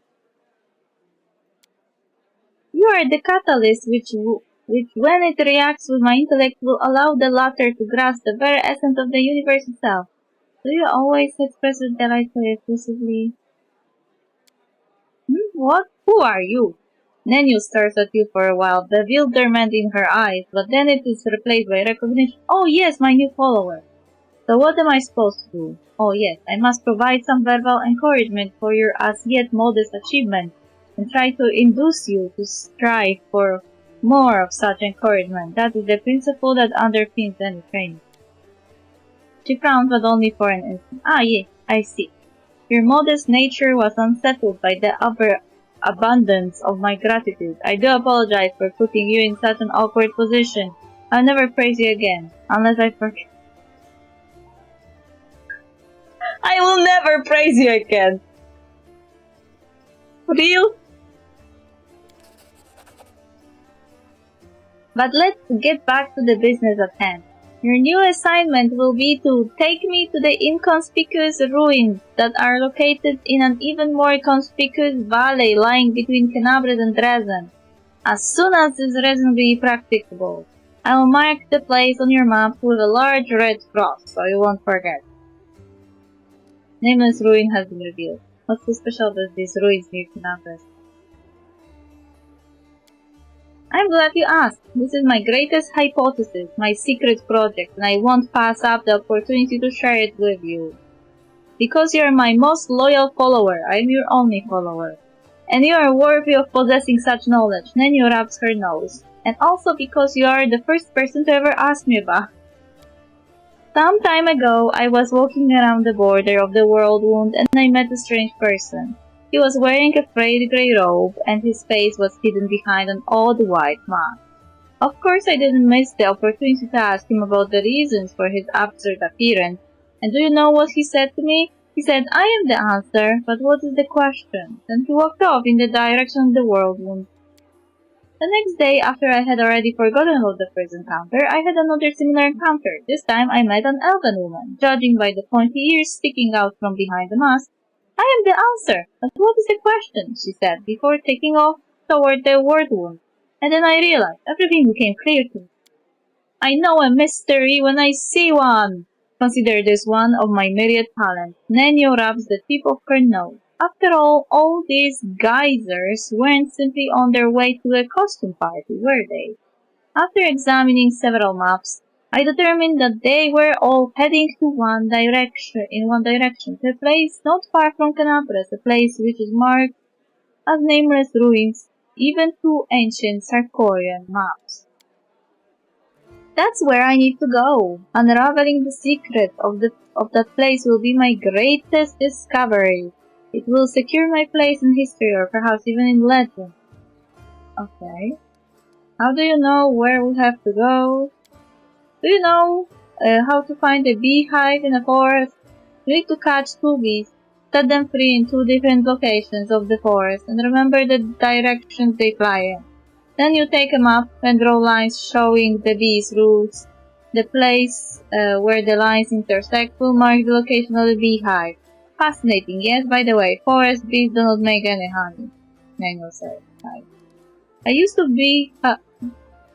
beehive principle here too. For a couple of months, I tracked the strange people in the mask and observed the direction in which they were traveling. I collected the coordinates, mapped their estimated route, and made a discovery. All the routes intersected at the nameless ruins not far from Canabres. What do you expect to find there? I haven't the slightest idea. If I knew what was hidden there, I wouldn't be so eager to go. These ruins are very far from Canabres. You could easily get there all by yourself. Why do you need me? Nenyo's eyes seem ready to pop out of their sockets in surprise. Don't you see? This is a legendary secret place. Who knows what may happen to me after I lift the veil and uncover the working of the universe? My mortal body may be unable to contain all that knowledge, or perhaps I will ascend and become equal to the gods themselves. I need you to write down everything that happens and report my fate to the interested parties in Absalom. And don't forget to praise me as I deserve while you're there. You know, these ruins of yours may turn out to be just that, ruins. Then you shrug. In that case, we will write this experiment off as a failure and start another one. I don't know which experiment I will try next. That's all I wanted to know about your past. Well, now you know, so off we go, Nenyo frowns. Did I just make a rhyme? Perhaps I've discovered poetic talent in myself. Let's conduct an experiment. Quickly, say any word and I will try to find a rhyme for it right away. Science. That's when thinkers make alliance. Intellectual defiance. Not the best rhymes, don't you think? Well, this experiment was unsuccessful. We learned that I have no poetic talent after all. You tried only one. She's not even applying the scientific principles. Like, when she was asking the Baphomet cultists the questions, she only asked 2. Scientific principles would reinforce asking free.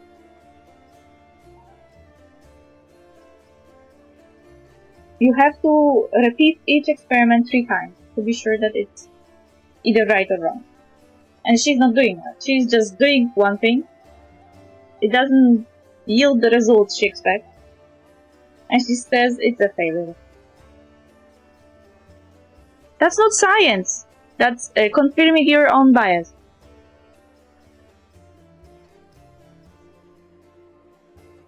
Daniel sighs, but it's no reason to despair. Having a gift of poetry in addition to my inexhaustible intelligence would have been a little too much. Besides, I am catastrophically busy and have no time to spend on writing poetry.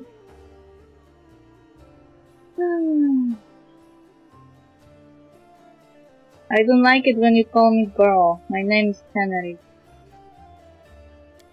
On the grand scale of world history, your name is irrelevant. I have no reason to remember. This is called narcissist. But not the clinical one, the typical one. You see, the brain of any given individual can contain only a limited amount of facts. I only expect my memory on things that are truly important. The laws of thermodynamics, divine esoterica, planar geography, things that will lead Golarion to a greater future, huh?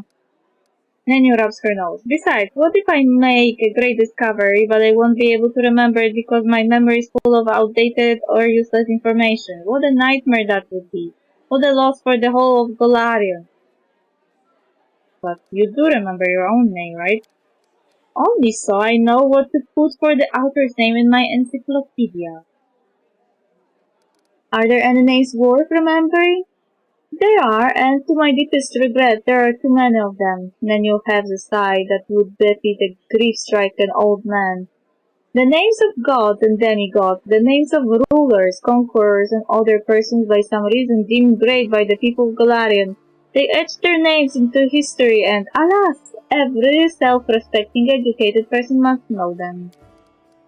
But there are some names I am happy to remember, great scientists, some of them divine, others mortal, true keepers of knowledge, and great experimentalists, the pioneers of knowledge, Ioroi, Netis, Aeru, Vorlesh.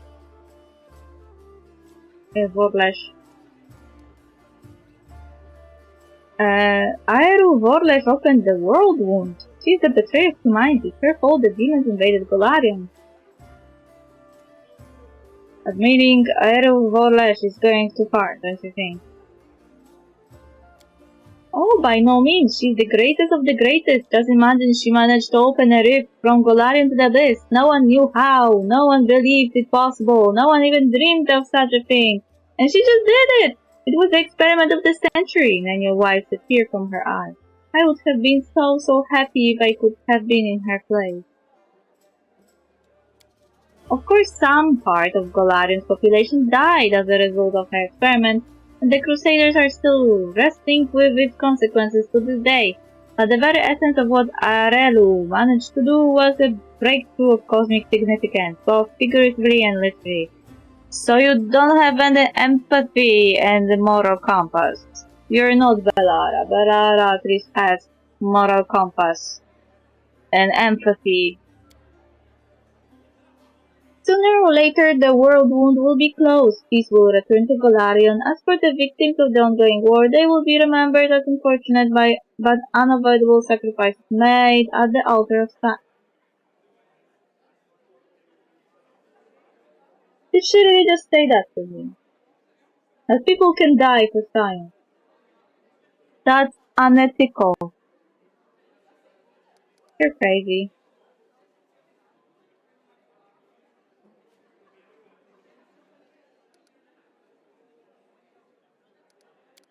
Nenya brings up you perplexed. Why are we talking about something?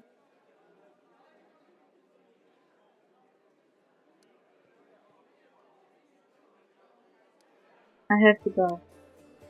Nenya produces a crumpled piece of paper from her sleeve and takes some notes in it.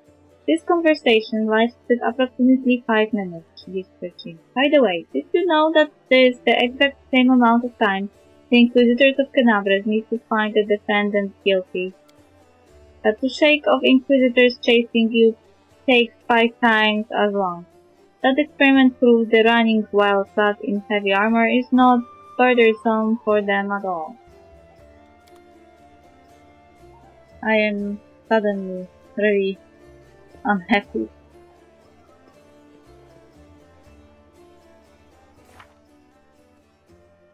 I keep getting more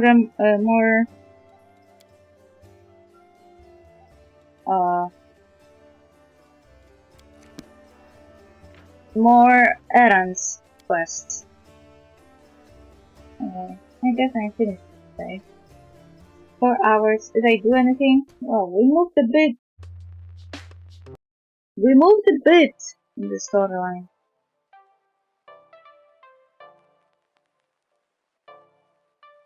It is a progress. And progress is good as long as it doesn't kill anyone.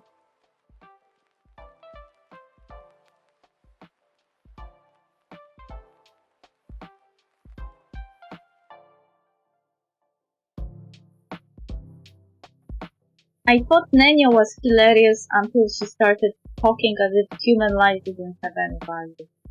Only science counts. Who cares about some sacrifice if science can be furthered? You sound like a Nazi!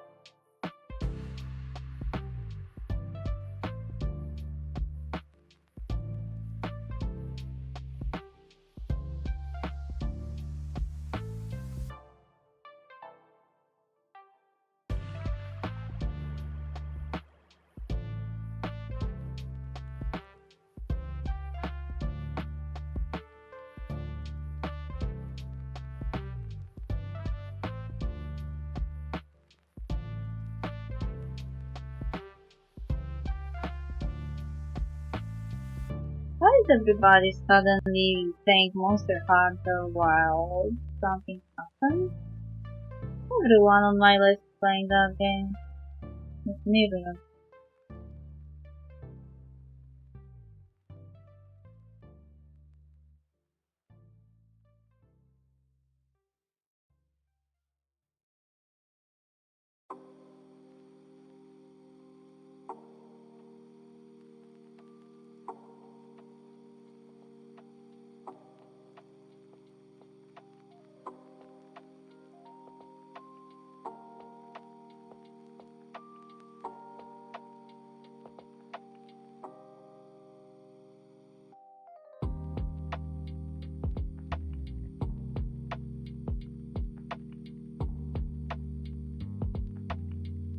Hey, thank you for dropping by today.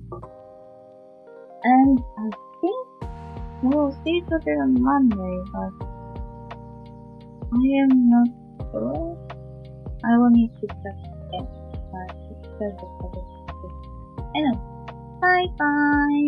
Say hi to Serafina from me. Hello.